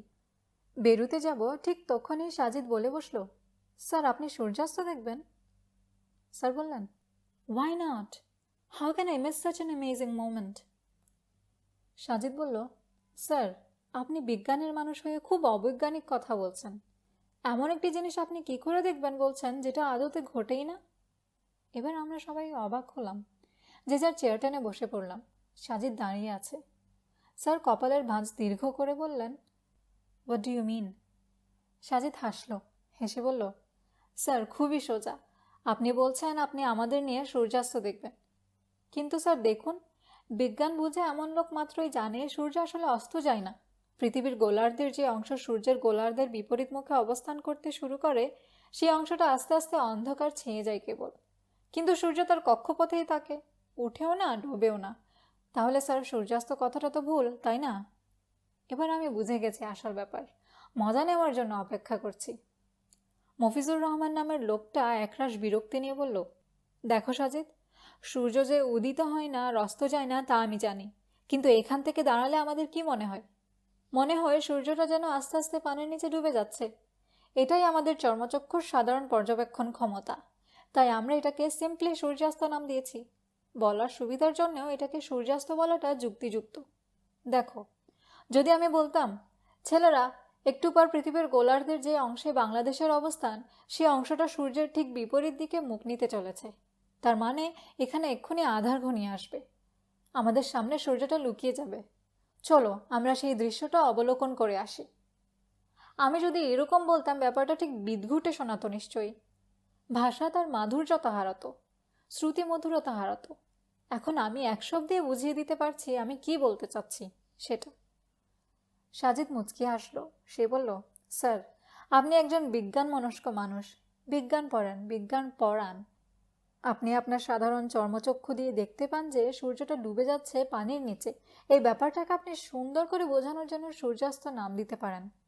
তাহলে সূরা কাহফে জুলকারনাইন নামের লোকটি এরকম একটি সাগর পাড়ে এসে যখন দেখল সূর্যটা পানির নিচে তলিয়ে যাচ্ছে, সেই ঘটনাকে যদি আল্লাহ তাআলা সবাইকে সহজে বোঝানোর জন্য, সহজবোধ্য করার জন্য, ভাষার শ্রুতি মধুরতা ধরে রাখার জন্য কুলি থেকে মজুর, মাঝি থেকে কাজী, ব্লগার থেকে বিজ্ঞানী, ডাক্তার থেকে ইঞ্জিনিয়ার, ছাত্র থেকে শিক্ষক সবাইকে সহজে বোঝানোর জন্য যদি বলেন, চলতে চলতে এমনইভাবে তিনি জুলকারনাইন যখন সূর্যের অস্তগমনের জায়গায় গিয়ে পৌঁছলেন, সেখানে তিনি সূর্যকে সাগরের কালো পানিতে ডুবে যেতে দেখলেন। তখন কেন স্যার ব্যাপারটা অবৈজ্ঞানিক হবে? কোরআন বলে না যে সূর্য পানির নিচে ডুবে গেছে। কোরআন এখানে ঠিক সেটাই বলেছে যেটা জুলকারনাইন দেখেছে এবং বুঝেছে। আপনি আমাদের সূর্যাস্ত দেখাবেন বলেছেন, মানে এই না যে আপনি বলতে চাচ্ছেন সূর্যটা আসলেই ডুবে যায়। আপনি সেটাই বোঝাতে চাচ্ছেন যেটা আমরা বাহ্যিকভাবে দেখি। তাহলে একই ব্যাপার আপনি পারলে কোরআন কেন পারবে না স্যার? আপনারা কথায় কথায় বলেন the sun rises in the east and sets in the West, এবং বলা হয়ে থাকে এগুলো ইউনিভার্সাল ট্রুথ, যেখানে সূর্যের সাথে ওঠা ও ডুবে যাওয়ার কোনো সম্পর্কই নেই। তখন কিভাবে এগুলো চিরন্তন সত্য হয় স্যার? এগুলো আপনাদের কাছে অবৈজ্ঞানিক নয়। আপনারা কথায় কথায় সূর্যোদয় সূর্যাস্তের কথা বলেন, সেই কথা কেবল কুরআনুল করিম বললেই চিৎকার করে বলে ওঠেন কোরআন অবৈজ্ঞানিক। কেন স্যার? সাজিদ এক নাগারে এত সব কথা বলে গেল। স্যারের মুখ কিছুটা পানসে দেখা গেল। তিনি বললেন, দীর্ঘ 4 মাস ধরে এমন একটা সুযোগের অপেক্ষা করছিলে তুমি। আমরা সবাই হেসে দিলাম। সাজিদও হাসল। বড় অদ্ভুত সে হাসি। মুসলমানদের কোরবানি ঈদ এবং একজন মাতব্বরের অযাচিত মাতব্বরি। পদ্মার বুক চিরে আমাদের লঞ্চ চলছে। দুপাশ থেকে শুনতে পাচ্ছি পানির ছলাৎ ছলাৎ শব্দ। সাধারণত লঞ্চগুলোর মাথার উপর বিশাল সাইজের একটা ছাউনি থাকে, কিন্তু আমাদের লঞ্চটির উপরিভাগ খালি, কোনো ছাউনি নেই। আকাশটা একদম উদম। উপরে তারা নক্ষত্র ভর্তি সুবিশাল আকাশ। নিচে আছে স্রোতস্বিনী পদ্মা। চাঁদের প্রতিফলিত আলোতে নদীর পানি ঝিকমিক ঝিকমিক করছে। সে এক অদ্ভুত সুন্দর দৃশ্য। আমরা যাচ্ছি রসুলপুর গ্রামে, বরিশাল জেলার মেহেন্দিগঞ্জ উপজেলার প্রত্যন্ত একটি গ্রাম। সাজিদের অনুরোধ, এবারের কোরবানির ঈদটা তার সাথে তাদের বাড়িতে করতে হবে, তাই যাওয়া। তাছাড়া যখন শুনলাম পদ্মা মেঘনার সঙ্গমস্থলের উপর দিয়ে যাওয়া হবে, তখন আর লোভ সামলানো গেল না। আমি এর আগে কখনো এই নদী দুটোকে সচক্ষে দেখিনি, তাই বিনা অজুহাতে তার প্রস্তাবে রাজি হয়ে গেলাম। লঞ্চে আমরা 3 জন মাত্র মানুষ, আমি, সাজিদ এবং একজন লঞ্চ চালক। মধ্যবয়স্ক এই লোকটার নাম মোহাব্বত আলী। যারা নৌকা চালায় তাদের মাঝি বলা হয়, যারা জাহাজ চালায় তাদের বলে নাবিক, যারা লঞ্চ চালায় তাদের কি বলে আমি জানি না। মোহাব্বত আলী নামের এই লোক লঞ্চের এক মাথায় জড়সড় হয়ে বসে বসে ঝিমুচ্ছে। মাঝিদের মতো তার বৈঠা চালানোর চিন্তা নেই, তেলের ইঞ্জিন। আমি আর সাজিদ লঞ্চের একেবারে মাঝখানে বসে আছি। একটি চাদর পাতা হয়েছে, সাথে আছে পানির বোতল, চীনাবাদাম, ভাজামুড়ি। মাথার উপরে আকাশ। হঠাৎ করে আমার তখন মানিক বন্দ্যোপাধ্যায়ের পদ্মা নদীর মাঝি উপন্যাসটির কথা মনে পড়ে গেল। আমি সাজিদকে প্রশ্ন করলাম, তুই কি মানিকদার পদ্মা নদীর মাঝি পড়েছিস? সাজিদ বলল, হুম। আমিও কতবার পড়েছি এই উপন্যাস। সব চরিত্রগুলোর নাম আমার ঠিক মনে নেই, তবে উপন্যাসের নায়কের বউটা ল্যাংড়া ছিল এবং নায়কের সাথে তার শালিকার পরকীয়া প্রেম ছিল, এই ঘটনাগুলো আবছা আবছা মনে করতে পারি। সাজিদ আমাকে বলল, হঠাৎ উপন্যাসে চলে গেলি কেন? না, এমনি। এইটুকু বলে দুজনে খানিকক্ষণ চুপচাপ ছিলাম। এরপর আমি জিজ্ঞেস করলাম, আচ্ছা, ওই উপন্যাসের কোন চরিত্রটি তোর কাছে সবচেয়ে ইন্টারেস্টিং লেগেছে?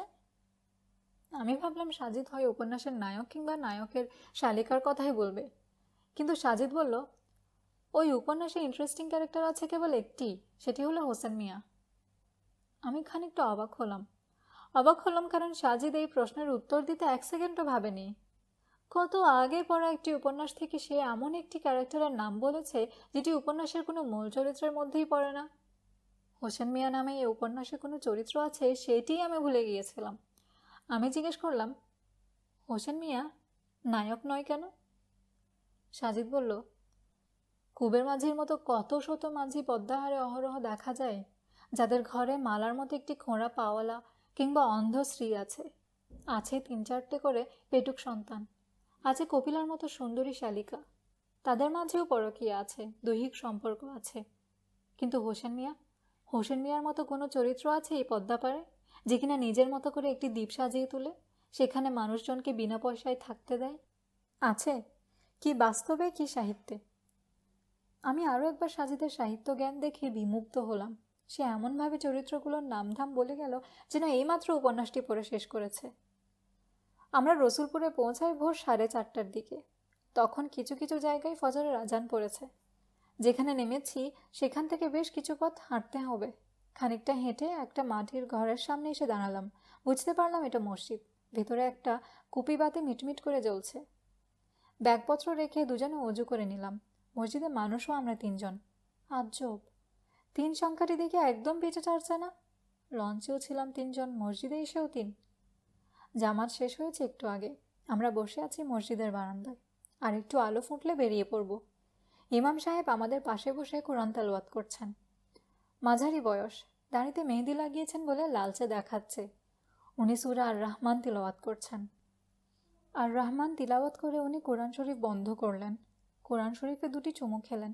এরপর সেটাকে একবার কপালে আর একবার বুকে লাগিয়ে একটি কাপড় দিয়ে পেঁচিয়ে একটা কাঠের তাকে তুলে রাখলেন। আমরা লোকটার দিকে তাকিয়ে আছি। লোকটা আমাদের দিকে ফিরে বললেন, আপনারা কি শহর হইতে আইছেন? সাজিদ বলল, জি। আপনারা কি লেখাপড়া করেন? সাজিদ আবার বলল, জি। মাশাআল্লাহ মাশাআল্লাহ, আপনারা শহরেও পড়িয়াও বিগড়াইয়া যান নাই, শুকুর আলহামদুলিল্লাহ। লোকটার কথা আমি ঠিক বুঝিনি, সাজিদ বুঝেছে। সে জিজ্ঞেস করলো, চাচা, শহরে পড়াশোনা করলে বিগড়িয়ে যায়, আপনাকে কে বলল? লোকটা হঠাৎ গম্ভীর মুখ করে বললেন, হেই আবার কেড়াই কইবে বাপ, মোর ঘরেই তো জন্মাইছে একখান সাক্ষাৎ ইবলিশ। কীরকম? সাজিদের প্রশ্ন। মোর একই পোলা, পড়ালেখা করতে পাড়াইলাম ঢাকার শহরে। হেনে যাইয়া কি যে পড়ালেখা করছে, এখন কয় আল্লাহ বিল্লাহ কইয়া বলে কিচ্ছু নেই। এই যে এখন তো বাড়ি আইছে, আইয়া কইতেছি কি বুঝছেন, কই বলে কোরবানি দিয়া মোরা ধর্মের নামে পশু হত্যা করি। এইগুলো বললে ধর্মের নাম ভাইঙ্গা খাওয়ানোর ধান্দা হরি মোরা। কি লিগে যে এইডারে ঢাকায় পড়তে পাড়াইলাম বাপ, হালুড়ি হরাইলে আইজ এই দিন দেখা লাগতো না। লোকটার সব কথা আমি বুঝতে পারিনি, তবে এইটুকু বুঝেছি যে লোকটার ছেলে ঢাকায় পড়ালেখা করতে এসে নাস্তিক হয়ে গেছে। সাজিদ বলল, আপনার ছেলে এখন বাড়িতে আছে? হয়। সাজিদ আমার দিকে ফিরে বলল, দেখেছিস, পদ্মার বুকেও কিন্তু নাস্তিকদের বসবাস আছে। সিদ্ধান্ত হলো ছেলেটার সাথে দেখা করে যাব। সকাল 9টায় ছেলেটার সাথে আমাদের দেখা হলো। বয়সে আমাদের চেয়ে ছোট হবে। জিজ্ঞেস করে জানলাম ছেলেটা রাজধানীর সেরা বিশ্ববিদ্যালয়ে বাংলা বিষয় নিয়ে পড়ছে, ফার্স্ট ইয়ারে। নাম মোহাম্মদ রফিক। সাজিদ রফিক নামের ছেলেটার কাছে জিজ্ঞেস করলো, কোরবানি নিয়ে তোমার প্রশ্ন কি? ছেলেটা বলল, এটা একটা কুপ্রথা, এভাবে পশু হত্যা করে উৎসব করার কোনো মানে হয়? সাজিদ বলল, তুমি কি বিজ্ঞান সম্পর্কে কিছু জানো? ছেলেটি চোখ বড় বড় করে বলল, আপনি কি আমাকে বিজ্ঞান শেখাচ্ছেন নাকি? ইন্টারমিডিয়েট লেভেল পর্যন্ত আমি বিজ্ঞানের ছাত্র ছিলাম। সাজিদ বলল, তা বেশ। খাদ্য শৃঙ্খল সম্পর্কে নিশ্চয়ই জানো? জানি, জানবো না কেন? খাদ্য শৃঙ্খল প্রকৃতিতে উদ্ভিদ আর প্রাণীর মধ্যকার একটি খাদ্যজাল। যেসব উদ্ভিদ সূর্যের আলো ব্যবহার করে নিজের খাদ্য নিজে তৈরি করে নেয় তাদের বলা হয় উৎপাদক। এই উৎপাদককে বা সবুজ উদ্ভিদকে যারা খায় তারা হচ্ছে প্রথম শ্রেণীর খাদক। ছেলেটা বলল, মশাই, এসব আমি জানি, আপনার আসল কথা বলুন। ছেলেটার কথার মধ্যে কোনো রকম আঞ্চলিকতার টান নেই, তাই বুঝতে অসুবিধা হচ্ছে না।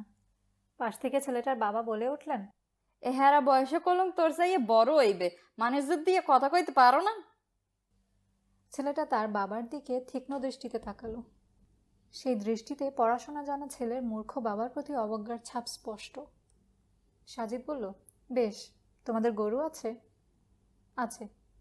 কয়টা? ছেলেটার বাবা বললেন, হ বাপ, মোর গরু আছে 5 খান, 2টা গায়ে, একটা ষাঁড় গরু, লগে আবার বাছুরও আছে 2টা। আচ্ছা রফিক, ধরো তোমাদের যে 2টি গাভী আছে তারা এবছর 2টি করে বাচ্চা দিল, তাহলে তোমাদের মোট গরুর সংখ্যা হবে 9টি। ধরো তোমরা পশু হত্যায় বিশ্বাসী নও, তাই তোমরা গরুগুলো বিক্রিও করো না, কারণ তোমরা জানো বিক্রি হলে এই গরুগুলো কোথাও না কোথাও কোরবানি হবেই। ধরো এর পরের বছর গরুগুলো আরও 2টি করে বাচ্চা দিল, মোট গরু হলো তখন 13টি। এর পরের বছর দেখা গেল বাছুরগুলোর মধ্য থেকে 2টি গাভী হয়ে উঠল যারা বাচ্চা দেবে। এখন মোট গাভীর সংখ্যা হলো 4টি। ধরো 4টি গাভী এর পরের বছর আরও 2টি করে বাচ্চা দিল, তাহলে সে বছর তোমাদের মোট গরুর সংখ্যা কত দাঁড়ালো? 19টা হইবে।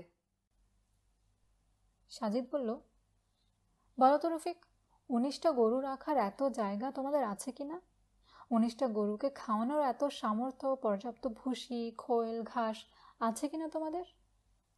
না, ছেলেটা বলল। তাহলে আলটিমেটলি তোমাদের কিছু গরু বিক্রি করে দিতে হবে। এদের যারা কিনবে তারা তো গরু কিনে গুদামে ভরবে না, তাই না? তারা গরুগুলোকে জবাই করে মাংস বিক্রি করবে। গরুর মাংস আমিষের চাহিদা পূরণ করবে, আর চামড়াগুলো শিল্পের কাজে লাগবে, তাই না? হুম, এটা হলো প্রকৃতির ব্যালেন্স। তাহলে প্রকৃতির ব্যালেন্স ঠিক রাখার জন্য পশুগুলোকে জবাই করতেই হচ্ছে, সেটা এমনি হোক অথবা কোরবানি করে। ছেলেটা বলল, সেটা নিয়ে তো আপত্তি নেই। আপত্তি হচ্ছে এটাকে ঘিরে উৎসব হবে কেন? সাজিদ বলল, বেশ, উৎসব বলতে তুমি হয়তো মিন করছো যেখানে নাচ গান হয়, ফুর্তি হয়, আড্ডা ড্রিঙ্কস হয়, মিছিল হয়, শোভাযাত্রা হয়, তাই না? কিন্তু দেখো, মুসলমানদের এই উৎসব সম্পূর্ণ ভিন্ন। এখানে নাচ গান নেই, আড্ডা মাস্তি নেই, ড্রিঙ্কস নেই, মিছিল শোভাযাত্রা নেই। আছে ত্যাগ আর তাকওয়ার পরীক্ষা। আছে অসহায়দের মুখে হাসি ফোটানোর প্রাণান্তকর চেষ্টা তদবির। সমাজ থেকে শ্রেণী বৈষম্য দূর করে ধনী গরিব সবার সাথে আনন্দ ভাগাভাগি করে নেওয়া হয়। এরকম উৎসবে সম্ভবত কার্ল মার্কসেরও দ্বিমত থাকার কথা নয়। কার্ল মার্কসকে চেনো? ছেলেটি এরপর কিছুক্ষণ চুপ করেছিল, তারপর বলল, আরজ আলী মাতুব্বরকে চেনেন আপনি? সাজিদ বলল, হ্যাঁ চিনি তো।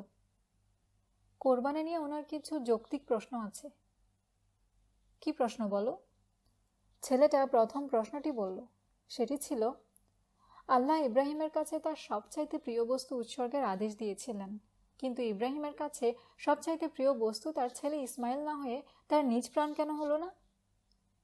সাজিদ মুচকি হেসে বলল, খুবই লজিক্যাল প্রশ্ন বটে, কিন্তু কথা হলো, আল্লাহ যে ইব্রাহিম আলাইহি ওয়াসাল্লামকে ওনার প্রিয় বস্তু উৎসর্গের জন্য বলেছিলেন এমন কোনো প্রমাণ পাওয়া যায় না।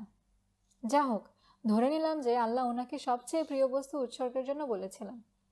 এখন আমি যদি আরজ আলী মাতুব্বরকে সাক্ষাৎ পেতাম, তাহলে জিজ্ঞেস করতাম, বাংলাদেশের স্বাধীনতা যুদ্ধে যারা যুদ্ধ করে শহীদ হয়েছে তাদের কাছে তাদের নিজের প্রাণের চেয়ে দেশটা কেন বেশি প্রিয় হলো? কেন দেশ রক্ষার জন্য নিজেদের প্রাণটাকে মৃত্যুর মুখে ছেড়ে দিল? দুটো জিনিসই একই ব্যাপার। ইব্রাহিম আলাইহি ওয়াসাল্লামের কাছে নিজের চেয়েও প্রিয় ছিল পুত্রের প্রাণ, আর মুক্তিযোদ্ধাদের কাছে নিজের চেয়ে প্রিয় ছিল নিজের মাতৃভূমি। কিন্তু পরীক্ষার ধরন ছিল আলাদা। ইব্রাহিমকে বলা হলো প্রিয় জিনিস কুরবানি করতে, আর মুক্তিযোদ্ধাদের বলা হলো প্রিয় জিনিস রক্ষা করতে। কিন্তু আমরা দেখতে পেলাম দুদলের কারোর কাছেই প্রিয় বস্তু নিজের প্রাণ নয়। সুতরাং আরজ আলী মাতুব্বরের মাতব্বরিটা এইখানে ভুল প্রমাণিত হলো। ছেলেটা কাচুমাচু করে দ্বিতীয় প্রশ্ন করল। আরজ আলী মাতুব্বর বলেছেন, আল্লাহ পরীক্ষাটা করেছেন ইব্রাহিমকে। ইব্রাহিমের পদাঙ্ক অনুসরণ করে সেই পরীক্ষাটা কেন তার অনুসারীদের দিতে হবে? সাজিদ বলল, এটাও খুব ভালো প্রশ্ন। আমরা মোহাম্মদ সাল্লাল্লাহু আলাইহি ওয়াসাল্লামকে অনুসরণ করি, তাহলে আমরা কি বলতে পারি যে, কই, আমাদের উপর তো জিবরাইল আলাইহি ওয়াসাল্লাম ওহী নিয়ে কখনোই আসেনি, তাহলে মোহাম্মদের উপর আসা ওহী আমরা কেন মানতে যাব? বলো, প্রশ্নটা কি আমরা করতে পারি? ছেলেটা চুপ করে আছে। সাজিদ বলল, আরজ আলী মাতুব্বরের লিডার অ্যান্ড লিডারশিপ বিষয়ে আদতে কোনো জ্ঞানই ছিল না, তাই তিনি এরকম প্রশ্ন করে নিজেকে সক্রেটিস বানাতে চেয়েছিলেন। ছেলেটা তার তৃতীয় প্রশ্ন করল। আরজ আলী মাতুব্বর বলেছেন, নবী ইব্রাহিমকে তো কেবল পুত্র ইসমাইলকে কোরবানি করা সংক্রান্ত পরীক্ষাই দিতে হয়নি, অগ্নিকুণ্ডে নিক্ষিপ্ত হবার মতো কঠিন পরীক্ষাও তাকে দিতে হয়েছিল। তাহলে মুসলমানরা ইব্রাহিমের স্মৃতি ধরে রাখতে পশু কোরবানি করলেও ইব্রাহিমের আরেকটি পরীক্ষা মতে মুসলমানরা নিজেদের অগ্নিকুণ্ডে নিক্ষেপ করে না কেন? আরজ আলী মাতুব্বরের আগের প্রশ্নগুলো আমার কাছে শিশুসুলভ মনে হলেও এই প্রশ্নটিকে অনেক ম্যাচিউরড মনে হলো। আসলেই তো দুটোই ইব্রাহিম আলাইহি ওয়াসাল্লামের জন্য পরীক্ষা ছিল। তাহলে একটি পরীক্ষার স্মৃতি ধরে রাখতে আমরা যদি পশু কোরবানি করি, তাহলে নিজেদের অগ্নিকুণ্ডে নিক্ষেপ করি না কেন?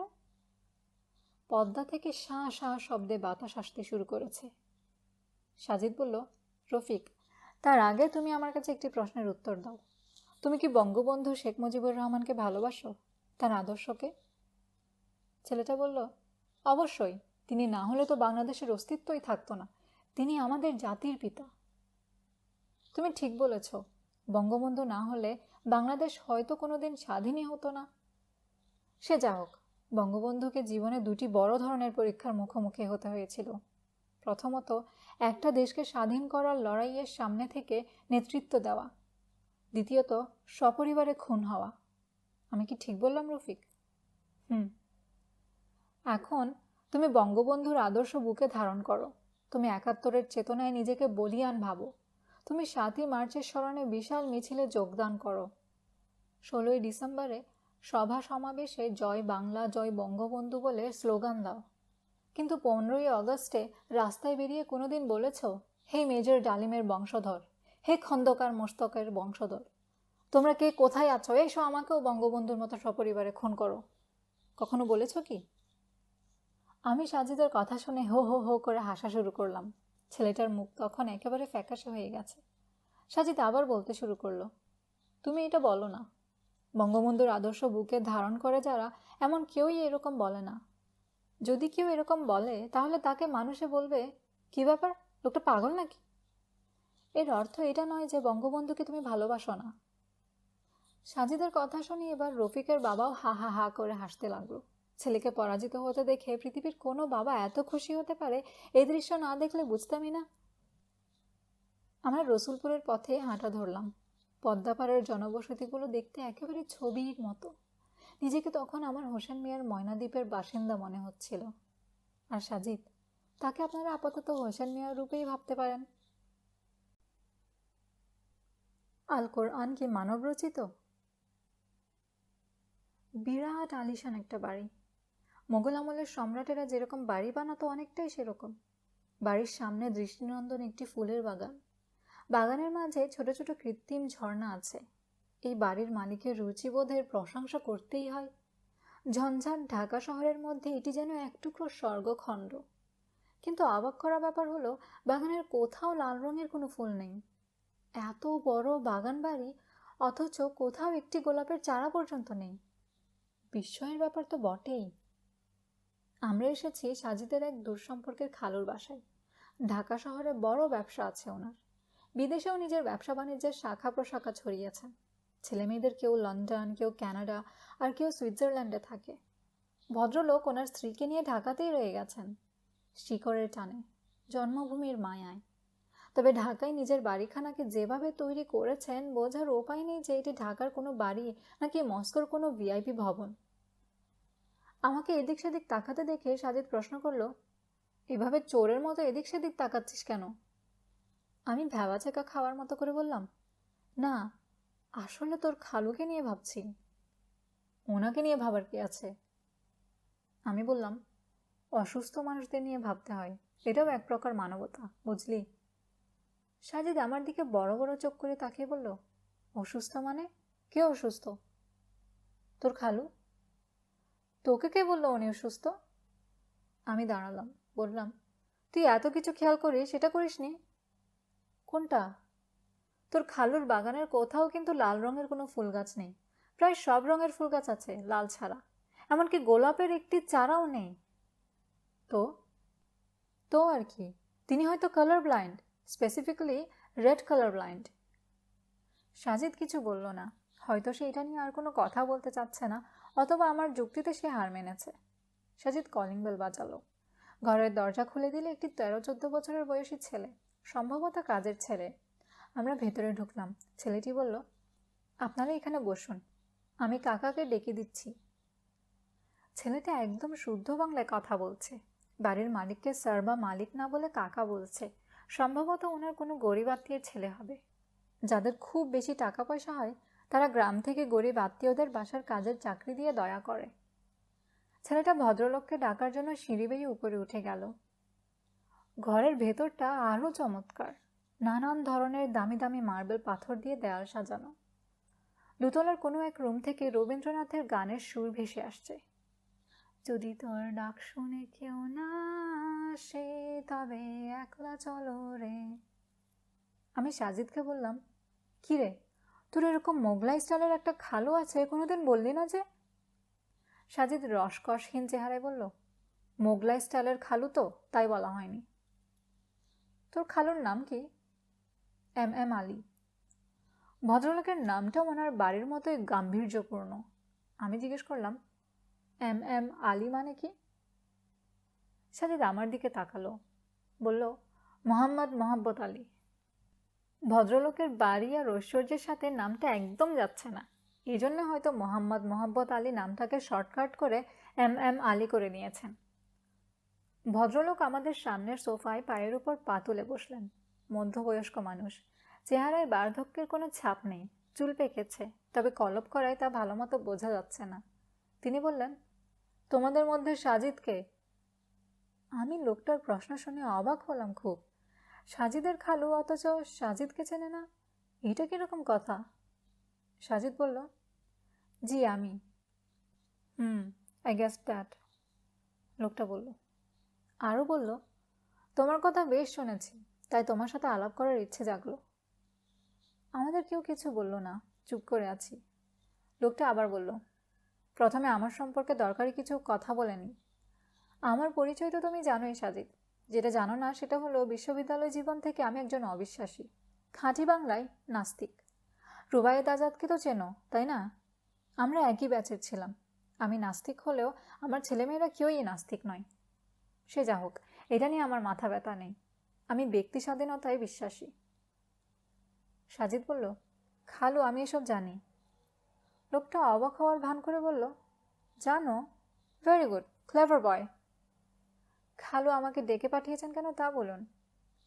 ওয়েট, তাড়াহুড়ো কিসের? লোকটা বলল। এর মধ্যে কাজের ছেলেটা ট্রেতে করে চা নিয়ে এলো। আমরা চায়ের কাপে চুমুক দিলাম। লোকটাকে একটি আলাদা কাপে করে চা দেওয়া হলো। সেটা চা নাকি কফি ঠিক বোঝা যাচ্ছে না। লোকটি বলল, সাজিদ, আমি মনে করি তোমাদের ধর্মগ্রন্থ, আই মিন আল কোরআন, সেটা কোনো ঐশী গ্রন্থ নয়। এটা মোহাম্মদের নিজের লেখা একটি বই। মোহাম্মদ করেছে কি, এটাকে জাস্ট স্রষ্টার বাণী বলে চালিয়ে দিয়েছে। এইটুকু বলে লোকটা আমাদের দুজনের দিকে তাকালো, হয়তো বোঝার চেষ্টা করলো আমাদের রিয়াকশন কি হয়।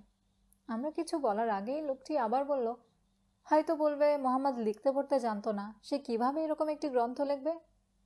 ওয়েল, এটি খুবই লেম লজিক। মোহাম্মদ লিখতে পড়তে না জানলে কি হবে? তার ফলোয়ারদের অনেকেই লিখতে পড়তে পারত, উচ্চশিক্ষিত ছিল, তারা করেছে কাজটা মোহাম্মদের ইশারায়। সাজিদ তার কাপে শেষ চুমুক দিল। তখনও সে চুপচাপ। লোকটা বলল, কিছু মনে না করলে আমি একটা সিগারেট ধরাতে পারি? অবশ্য কাজটি ঠিক হবে না জানি। আমি বললাম, শিওর। এতক্ষণ পরে লোকটি আমার দিকে ভালো করে তাকালো, একটু মুচকি হাসি দিয়ে বলল, থ্যাংক ইউ।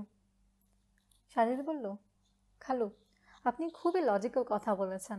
কোরআন মোহাম্মদ সাল্লাল্লাহু আলাইহি ওয়াসাল্লামের নিজের বানানো হতেও পারে, কারণ কোরআন যে ফেরেশতা নিয়ে আসতো বলে দাবি করা হয়, সেই জিবরাইল আলাইহি ওয়াসাল্লামকে মোহাম্মদ সাল্লাল্লাহু আলাইহি ওয়াসাল্লাম ছাড়া কেউই দেখেনি কোনোদিন।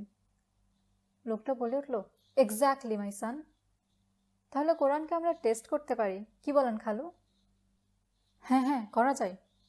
বেশ উৎসাহী হয়ে উঠলেন তিনি।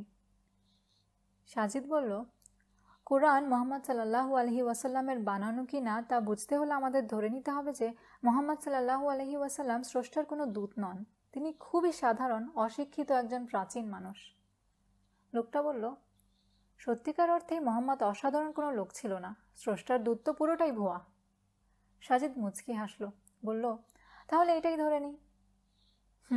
লোকটার সম্মতি। সাজিদ বলতে লাগলো, খালু, ইতিহাস থেকে আমরা জানতে পারি হজরত ইউসুফ আলাইহি ওয়াসাল্লামের জন্ম হয়েছিল বর্তমান ফিলিস্তিনে। ইউসুফ আলাইহি ওয়াসাল্লাম ছিলেন হজরত ইয়াকুব আলাইহি ওয়াসাল্লামের কনিষ্ঠতম পুত্র। ইয়াকুব আলাইহি ওয়াসাল্লামের কাছে ইউসুফ আলাইহি ওয়াসাল্লাম ছিলেন প্রাণাধিক প্রিয়, কিন্তু ইয়াকুব আলাইহি ওয়াসাল্লামের এই ভালোবাসা ইউসুফ আলাইহি ওয়াসাল্লামের জন্য কাল হলো। তার ভাইয়েরা ষড়যন্ত্র করে ইউসুফ আলাইহি ওয়াসাল্লামকে কূপে নিক্ষেপ করে দেয়। এরপর কিছু বণিক কূপ থেকে ইউসুফ আলাইহি ওয়াসাল্লামকে উদ্ধার করে তাকে মিশরে নিয়ে আসে। তিনি মিশরের রাজ পরিবারে বড় হন। ইতিহাস মতে এটি ঘটে খ্রিস্টপূর্ব ৪র্দশ শতকের আমেনহোটেপের রাজত্বকালের আরও ৩০০ বছর পূর্বে। খালু, এই বিষয়ে আপনার কোনো দ্বিমত আছে? লোকটা বলল, না, কিন্তু এগুলো দিয়ে তুমি কি বোঝাতে চাও? সাজিদ বলল, খালু, ইতিহাস থেকে আমরা আরও জানতে পারি খ্রিস্টপূর্ব ৪র্দশ শতকে ৪র্থ আমেনহোটেপের আগে যেসব শাসক মিশরকে শাসন করেছে তাদের সবাইকেই রাজা বলে ডাকা হতো, কিন্তু খ্রিস্টপূর্ব ৪র্থ শতকে ৪র্থ আমেনহোটেপের পরে যেসব শাসক মিশরকে শাসন করেছিল তাদের সবাইকেই ফেরাউন বলে ডাকা হয়।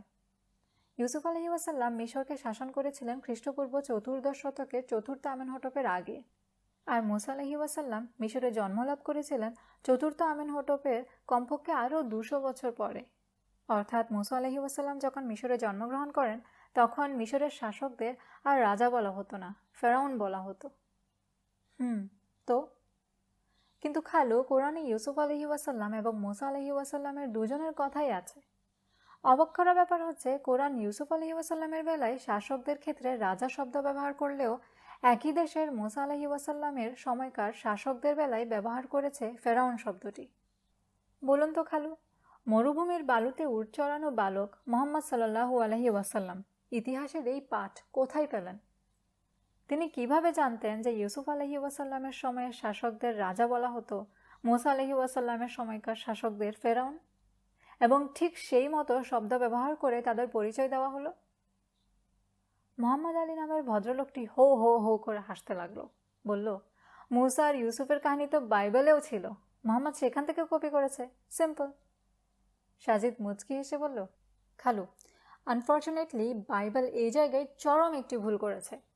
বাইবেল ইউসুফ আলহি ওয়াসাল্লাম এবং মুসা আলহি ওয়াসাল্লাম দুজনের সময়কার শাসকদের জন্যই ফেরাউন শব্দ ব্যবহার করেছে, যা ঐতিহাসিক ভুল। আপনি চাইলে আমি আপনাকে বাইবেলের ওল্ড টেস্টামেন্ট থেকে প্রমাণ করে দেখাতে পারি। লোকটা কিছুই বলল না, চুপ করে আছে। সম্ভবত ওনার প্রমাণ দরকার হচ্ছে না। সাজিদ বলল, যে ভুল বাইবেল করেছে সে ভুল অশিক্ষিত আরবের বালক মোহাম্মদ সাল্লাল্লাহু আলাইহি ওয়াসাল্লাম এসে ঠিক করে দিলেন। তা কিভাবে সম্ভব, যদি না তিনি কোনো প্রেরিত দূত হন আর কোরআন কোনো ঐশী গ্রন্থ না হয়? লোকটি চুপ করে আছে। এর মধ্যেই 3টি সিগারেট খেয়ে শেষ করেছে। নতুন আরেকটি ধরাতে ধরাতে বলল, কিছুটা যৌক্তিক। সাজিদ আবার বলতে লাগলো, খালু, কোরআনে একটি সূরা আছে, সূরা আল ফজর নামে। এই সূরার 6 নম্বর আয়াতটি এরকম, তোমরা কি লক্ষ্য করনি তোমাদের পালনকর্তা ইরাম গোত্রের সাথে কী রূপ ব্যবহার করেছেন? এই সূরা ফজরে মূলত আদ জাতি সম্পর্কে বলা হয়েছে। আদ জাতির আলাপের মধ্যে হঠাৎ করে ইরাম নামে একটি শব্দ চলে এলো, যা কেউই জানতো না এটা আসলে কি। কেউ কেউ বলল এটা আদ জাতির কোনো বীর পলোয়ানের নাম। কেউ কেউ বলল এই ইরাম হতে পারে আদ জাতির শারীরিক কোনো বিশেষ বৈশিষ্ট্য, কারণ এই সূরায় আদ জাতির শক্তিমত্তা নিয়েও আয়াত আছে। মোদ্দা কথা, এই ইরাম আসলে কি সেটার সুস্পষ্ট কোনো ব্যাখ্যা কেউই দিতে পারেনি তখন। এমনকি গোটা পৃথিবীর কোনো ইতিহাসে ইরাম নিয়ে কিছুই বলা ছিল না। কিন্তু 1973 সালে ন্যাশনাল জিওগ্রাফি সিরিয়ায় মাটির নিচে একটি শহরের সন্ধান পায়। এই শহরটি ছিল আদ জাতির শহর। সেই শহরে পাওয়া যায় সুপ্রাচীন উঁচু উঁচু দালান। এমনকি এই শহরে আবিষ্কার হয় তখনকার একটি লাইব্রেরি। এই লাইব্রেরিতে একটি তালিকা পাওয়া যায়। এই তালিকায় তারা যে সকল শহরের সাথে বাণিজ্য করত সেই সব শহরের নাম উল্লেখ ছিল। আশ্চর্যজনক হলেও সত্য এই যে সেই তালিকায় ইরাম নামের একটি শহরের নামও পাওয়া যায়, যেটা আদ জাতিদেরই একটি শহর ছিল। শহরটি ছিল একটি পাহাড়ের মধ্যে। এতেও ছিল সুউচ্চ দালান। চিন্তা করুন, যে ইরাম শব্দের সঠিক ব্যাখ্যা এর পূর্বে তাফসিরকারগণও করতে পারেনি। কেউ এটাকে বীরের নাম, কেউ এটাকে আদ জাতির শারীরিক বৈশিষ্ট্যের নাম বলে ব্যাখ্যা করেছে। 1973 সালের আগে যে ইরাম শহরের সন্ধান পৃথিবীর তাবৎ ইতিহাসে ছিল না, কোনো ভূগোলবিদ, ইতিহাসবিদও এই শহর সম্পর্কে কিছুই জানত না। প্রায় 4300 বছর আগে রাজ জাতিদের সেই শহরের নাম কিভাবে কোরআন উল্লেখ করলো? যেটা আমরা জেনেছি 1973 সালে, সেটা মোহাম্মদ সাল্লাল্লাহু আলাইহি ওয়াসাল্লাম কিভাবে আরবের মরুভূমিতে বসে 1400 বছর আগে জানলো? How is it possible? তিনি তো অশিক্ষিত ছিলেন, কোনোদিন ইতিহাস বা ভূগোল পড়েননি। কিভাবে জানলেন খালু? আমি খেয়াল করলাম লোকটার চেহারা থেকে মোগলাই ভাবটা সরে যেতে শুরু করেছে। পুত্রতুল্য ছেলের কাছ থেকে তিনি এতটা শক খাবেন হয়তো আশা করেননি। সাজিদ আবার বলতে লাগলো, খালু, আর রহমান নামে কোরআনে একটি সূরা আছে। এই সূরার 33 নম্বর আয়াতে বলা হচ্ছে, হে জিন ও মানুষ জাতি, তোমরা যদি আসমান ও জমিনের সীমানায় প্রবেশ করতে পারো তবে করো, যদিও তোমরা তা পারবে না প্রবল শক্তি ছাড়া। মজার ব্যাপার হলো এই আয়াতটি মহাকাশ ভ্রমণ নিয়ে। চিন্তা করুন, আজ থেকে 1400 বছর আগের আরবের লোক, যাদের কাছে যানবাহন বলতে ছিল কেবল উট আর গাধা, ঠিক সেই সময়ে বসে মোহাম্মদ সাল্লাল্লাহু আলাইহি ওয়াসাল্লাম মহাকাশ ভ্রমণ নিয়ে কথা বলেছেন। ভাবা যায়? সে যা হোক, আয়াতটিতে বলা হলো, যদি পারো আসমান ও জমিনের সীমানায় প্রবেশ করতে তবে করো। এটি একটি কন্ডিশনাল বাক্য। এই বাক্যে শর্ত দেওয়ার জন্য ইফ ব্যবহার করা হয়েছে। খালু, আপনি যদি আরবিক ডিকশনারি দেখেন তাহলে দেখবেন আরবিতে যদি শব্দের জন্য দুটি শব্দ আছে। একটি হলো লাউ, অন্যটি হলো ইন। দুটোর অর্থই যদি, কিন্তু এই দুটোর মধ্যে একটি পার্থক্য আছে। আরবিতে শর্তবাচক বাক্যে লাউ তখনই ব্যবহার করা হয় যখন সেই শর্ত কোনোভাবেই পূরণ সম্ভব হবে না, কিন্তু শর্তবাচক বাক্যে যদি শব্দের জন্য যখন ইন ব্যবহার করা হয় তখন সেই শর্ত পূরণ হতেও পারে। আশ্চর্যজনক ব্যাপার, কোরআনে সূরা আর রহমানের ৩৩ নম্বর আয়াতটিতে লাউ ব্যবহার না করে ইন ব্যবহার করা হয়েছে, মানে কোনো একদিন জিন ও মানুষেরা মহাকাশ ভ্রমণে সফল হবে। আজকে কি মানুষ মহাকাশ জয় করেনি? মানুষ চাঁদে যায়নি? মঙ্গলে যাচ্ছে না? দেখুন, ১৪০০ বছর আগে যখন মানুষের ধারণা ছিল একটি ষাঁড় তার দুই শিংয়ের মধ্যে পৃথিবীকে নিয়ে দাঁড়িয়ে আছে, ঠিক তখন কোরআন ঘোষণা করেছে মহাকাশ ভ্রমণের কথা, সাথে বলেও দিচ্ছে একদিন তা আমরা পারব। আরবের নিরক্ষর মোহাম্মদ সাল্লাল্লাহু আলাইহি ওয়াসাল্লাম কিভাবে এই কথা বলতে পারেন? এম আলী ওরফে মোহাম্মদ আলী নামের এই ভদ্রলোকের চেহারা থেকে আমি নাস্তিক, আমি নির্ভুল, এই টাইপের ভাবটা একেবারে উধাও হয়ে গেল। এখন তাকে যুদ্ধাহত এক ক্লান্ত সৈনিকের মতো দেখাচ্ছে। সাজিদ বলল, খালু, খুব অল্প পরিমাণও বললাম, এরকম আরও শখানেক যুক্তি দিতে পারবো যা দিয়ে প্রমাণ করে দেওয়া যায় কোরআন মোহাম্মদ সাল্লাল্লাহু আলাইহি ওয়াসাল্লামের লেখা কোনো কিতাব নয়, এটি স্রষ্টার পক্ষ থেকে আসা একটি ঐশী গ্রন্থ। যদি বলেন মোহাম্মদ সাল্লাল্লাহু আলাইহি ওয়াসাল্লাম নিজের প্রভাব বিস্তারের জন্য এই কিতাব লিখেছেন, আপনাকে বলতে হয় এই কিতাবের জন্যই মোহাম্মদ সাল্লাল্লাহু আলাইহি ওয়াসাল্লামকে বরণ করতে হয়েছে অবর্ণনীয় কষ্ট ও যন্ত্রণা। এই কিতাবের বাণী প্রচার করতে গিয়েই তিনি স্বদেশ ছাড়া হয়েছিলেন। তাকে বলা হয়েছিল তিনি যা প্রচার করেছেন তা থেকে বিরত হলে তাকে মক্কার রাজত্ব দেওয়া হবে। তিনি তা গ্রহণ করেননি। খালু, নিজের ভালো তো পাগলও বোঝে, মোহাম্মদ সাল্লাল্লাহু আলাইহি ওয়াসাল্লাম বুঝল না কেন? এই সবই কি প্রমাণ করে না কোরআনের ঐশী সত্যতা? লোকটা কোনো কথাই বলছে না। সিগারেটের প্যাকেটে আর কোনো সিগারেট নেই। আমরা উঠে দাঁড়ালাম, বের হতে যাব, অমনি সাজিদ ঘাড় ফিরিয়ে লোকটাকে বলল, খালু, একটি প্রশ্ন ছিল। বলো। আপনার বাগানে লাল রঙের কোনো ফুল গাছ নেই কেন? লোকটি বলল, আমি রেড কালার ব্লাইন্ড, লাল রং দেখি না।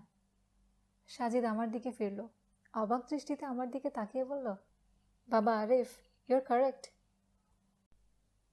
রিলেটিভিটির গল্প। বুধবার মফিজুর রহমান স্যার পুরো 1 ঘন্টা ধরে আইনস্টাইনের থিওরি অফ রিলেটিভিটি বোঝালেন ক্লাসে। যদিও ফিজিক্স সাজিদের সাবজেক্ট নয়, তবে মাঝে মধ্যেই স্যার এসব নিয়ে কথা বলেন। আজ যেমন বলেছেন থিওরি অফ রিলেটিভিটি নিয়ে।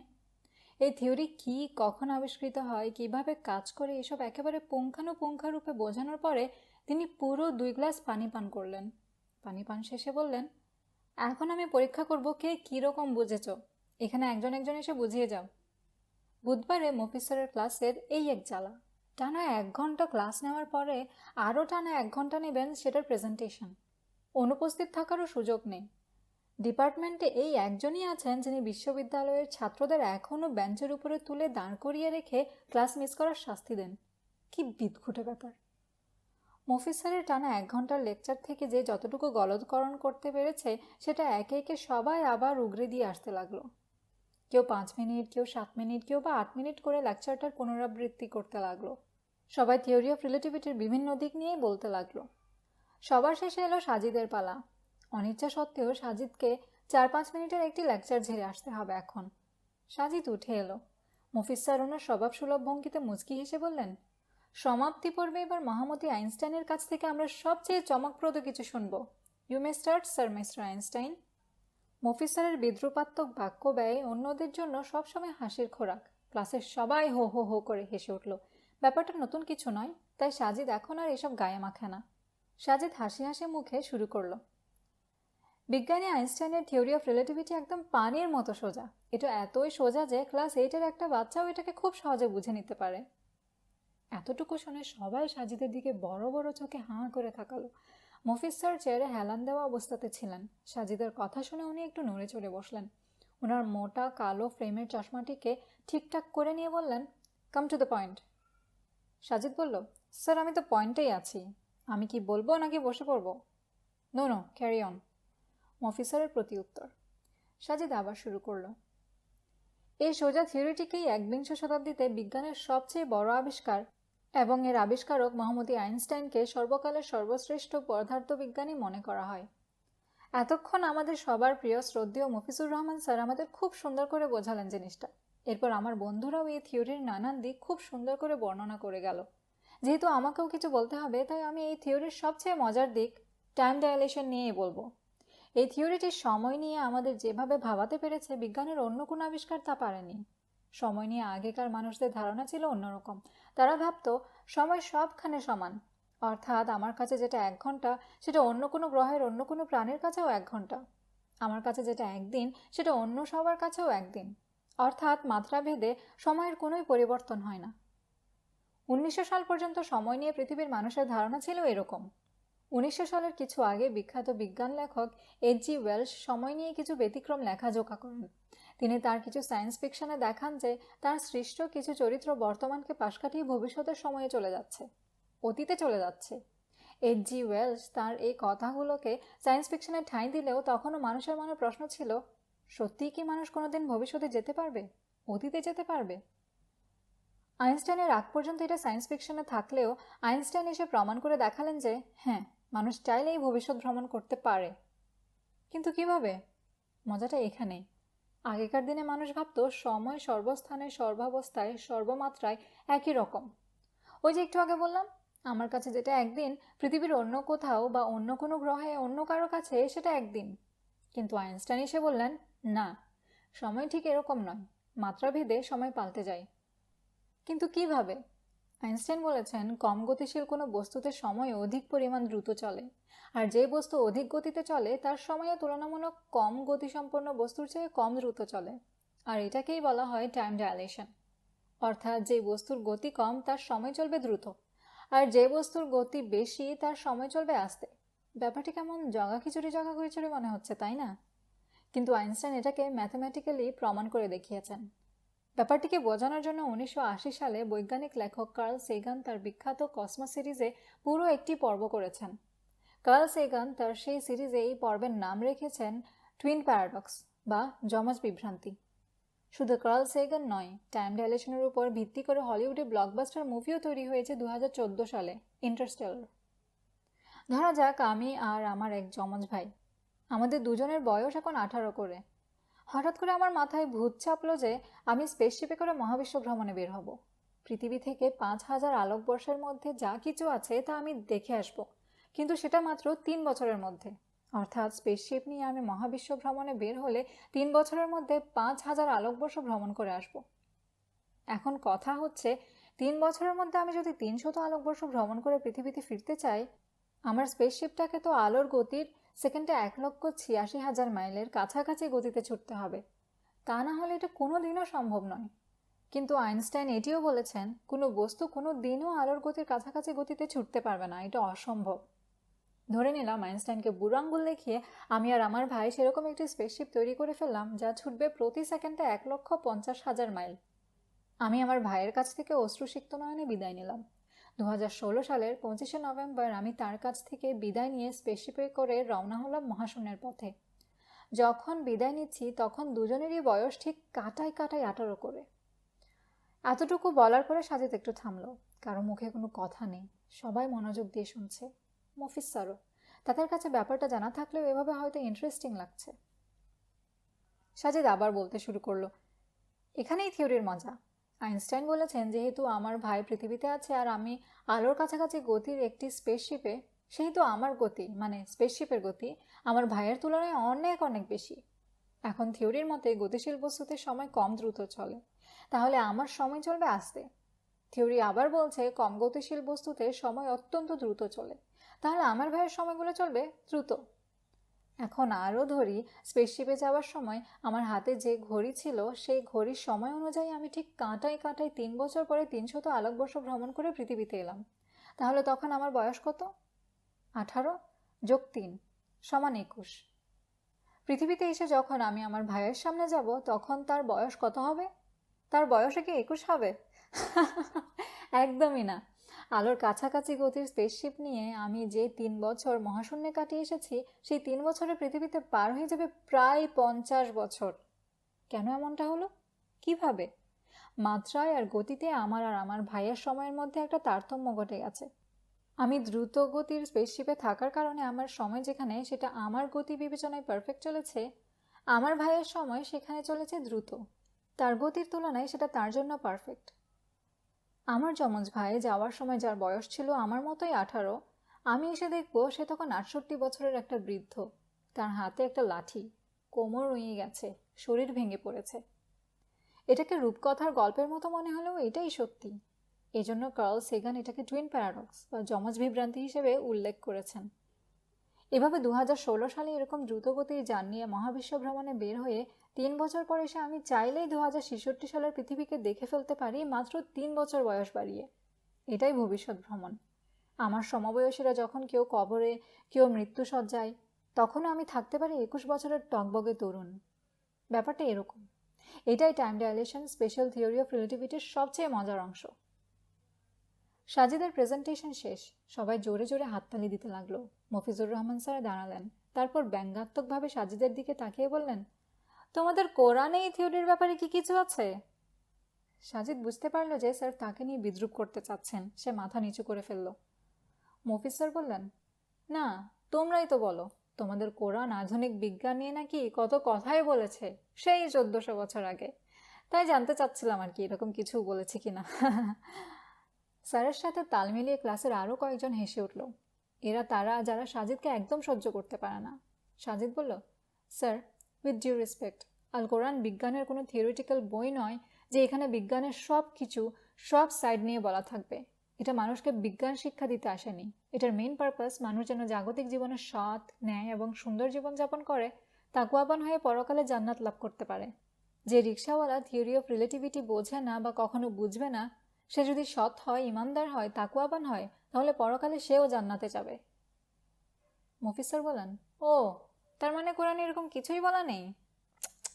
আফসোস, আমি ভাবলাম হয়তো থাকবে। সাজিদ মাথা তুলে বলল, জি না স্যার, কোরআনে এরকম কিছু আছে। সাজিদের কথা শুনে পুরো ক্লাস থ হয়ে রইল। সাজিদ বলল, স্যার, আমি এতক্ষণ স্পেশাল থিওরি অফ রিলেটিভিটির যে অংশটি নিয়ে বললাম সেটা সারমর্ম হলো সময় দুটি মাত্রায়, দুটি অবস্থায় দুই রকম আচরণ করে। কেন করে সেটাও বললাম। সময়ের ব্যাপারে এত চমকপ্রদ তথ্য আমাদের জানিয়েছেন মহামতি আইনস্টাইন 1905 সালে। এর আগে তা আমরা জানতাম না। আমরা জানতাম সময় সবখানে সব অবস্থায় সমান। শুধু আমরাই নই, সুপ্রাচীন কাল থেকে তাবৎ পৃথিবীর মানুষের ধারণাই ছিল এটা। আল কোরআন যখন নাজিল হচ্ছে তখনও আরবের মানুষদের এটাই ধারণা ছিল।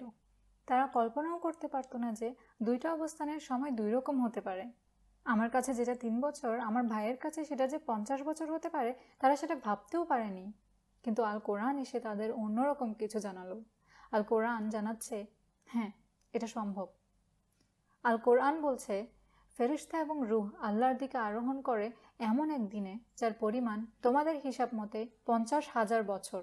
সূরা আল মারিজ, আয়াত নম্বর 4।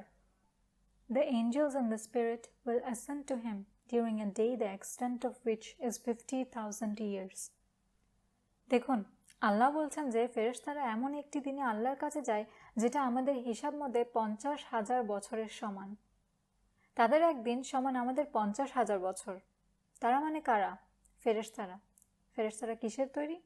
নূর, অর্থাৎ আলোর। আলোর গতি কীরকম? সেকেন্ডে 1,86,000 মাইল। এই আলোর তৈরি ফেরেশতারা এমন একদিনে আল্লাহর কাছে পৌঁছায় যেটা আমাদের গণনায় 50,000 বছরের সমান। এটার সাথে স্পেশাল থিওরি অফ রিলেটিভিটির টুইন প্যারাডক্সের ব্যাপারটা মেলান তো। আমি এমন 3 বছরে 300 আলোকবর্ষ ভ্রমণ করে এলাম যা আমার যমজ ভাইয়ের হিসাব মতে 50 বছরের সমান। আমার 3 বছর সমান আমার যমজ ভাইয়ের 50 বছর। ফেরেশতাদের একদিন সমান আমাদের 50,000 বছর। এটাই হলো আইনস্টাইনের থিওরির বিশেষ অংশ। এটার নাম টাইম ডাইলেশন। 1500 বছর আগে কি করে কেউ ভাবতে পারে যে সময়ের এরকম পার্থক্য হতে পারে? ইম্পসিবল। এটা সেই স্রষ্টা থেকে আসা যিনি সব কিছুর মতো সময়েরও সৃষ্টিকর্তা। সৃষ্টিকর্তাই তো তার সৃষ্ট সময়ের ব্যাপারে জানবেন, তাই না? সময়ের যে পার্থক্যের ব্যাপারে আমাদের আইনস্টাইন জানালেন 1905 সালে, সেটা 1500 বছর আগে নিরক্ষর মোহাম্মদ সাল্লাল্লাহু আলাইহি ওয়াসাল্লাম কীভাবে জানবেন, যদি না সময়ের সৃষ্টিকর্তাই ওনাকে না জানান? আপনি বলতে পারেন, আল কোরআন কি তাহলে এখানে থিওরি অফ রিলেটিভিটি শেখাচ্ছে? একদম না। আমি আগেও বলেছি, কোরআন বিজ্ঞানের কোনো থিওরিটিক্যাল বই নয়, এটা সায়েন্সের বই না, এটা সাইনের বই। এটা একটা চিরন্তন সত্য, স্রষ্টার কাছ থেকে আসা। তাই এটাতে বিভিন্ন উপমায়, উদাহরণে, ভঙ্গিতে এমন কিছু থাকবে যা সময়ের সাথে সাথে বিজ্ঞানের সাথেও মিলে যাবে। এতে অবিশ্বাসীদের কাছে এটা গ্রহণযোগ্যতা, এটার বিশ্বাসযোগ্যতা, এটার অথেন্টিসিটি বেড়ে যাবে। এই বই তার এসব সাইন দিয়ে অবিশ্বাসীদের মনে দাগ কাটবে, যেমন দাগ কেটেছে ডক্টর গ্যারি মিলারের মনে, বিজ্ঞানী ডক্টর মরিস বুকাইলির মনে, বিজ্ঞানী কিথ মুরদের মনে, যেমন দাগ কেটেছে পশ্চিমের হাজার হাজার খ্রিস্টানদের মনে। এইসব সাইন দেখে প্রতিদিন পৃথিবীর আনাচে কানাচে ইসলাম ধর্ম গ্রহণ করছে শত শত মানুষ। ক্লাস পিরিয়ড শেষের দিকে মফিজুর রহমান স্যার ওনার চোখের মোটা কালো ফ্রেমের চশমাটা খুলে চশমার কাঁচ পরিষ্কার করতে করতে হাঁটা ধরলেন। দরজার কাছে গিয়ে তিনি মুখ ফিরিয়ে সাজিদের দিকে তাকালেন। সাজিদ বলল, আসসালামু আলাইকুম স্যার। আগামী পর্বের জন্য সাথেই থাকুন।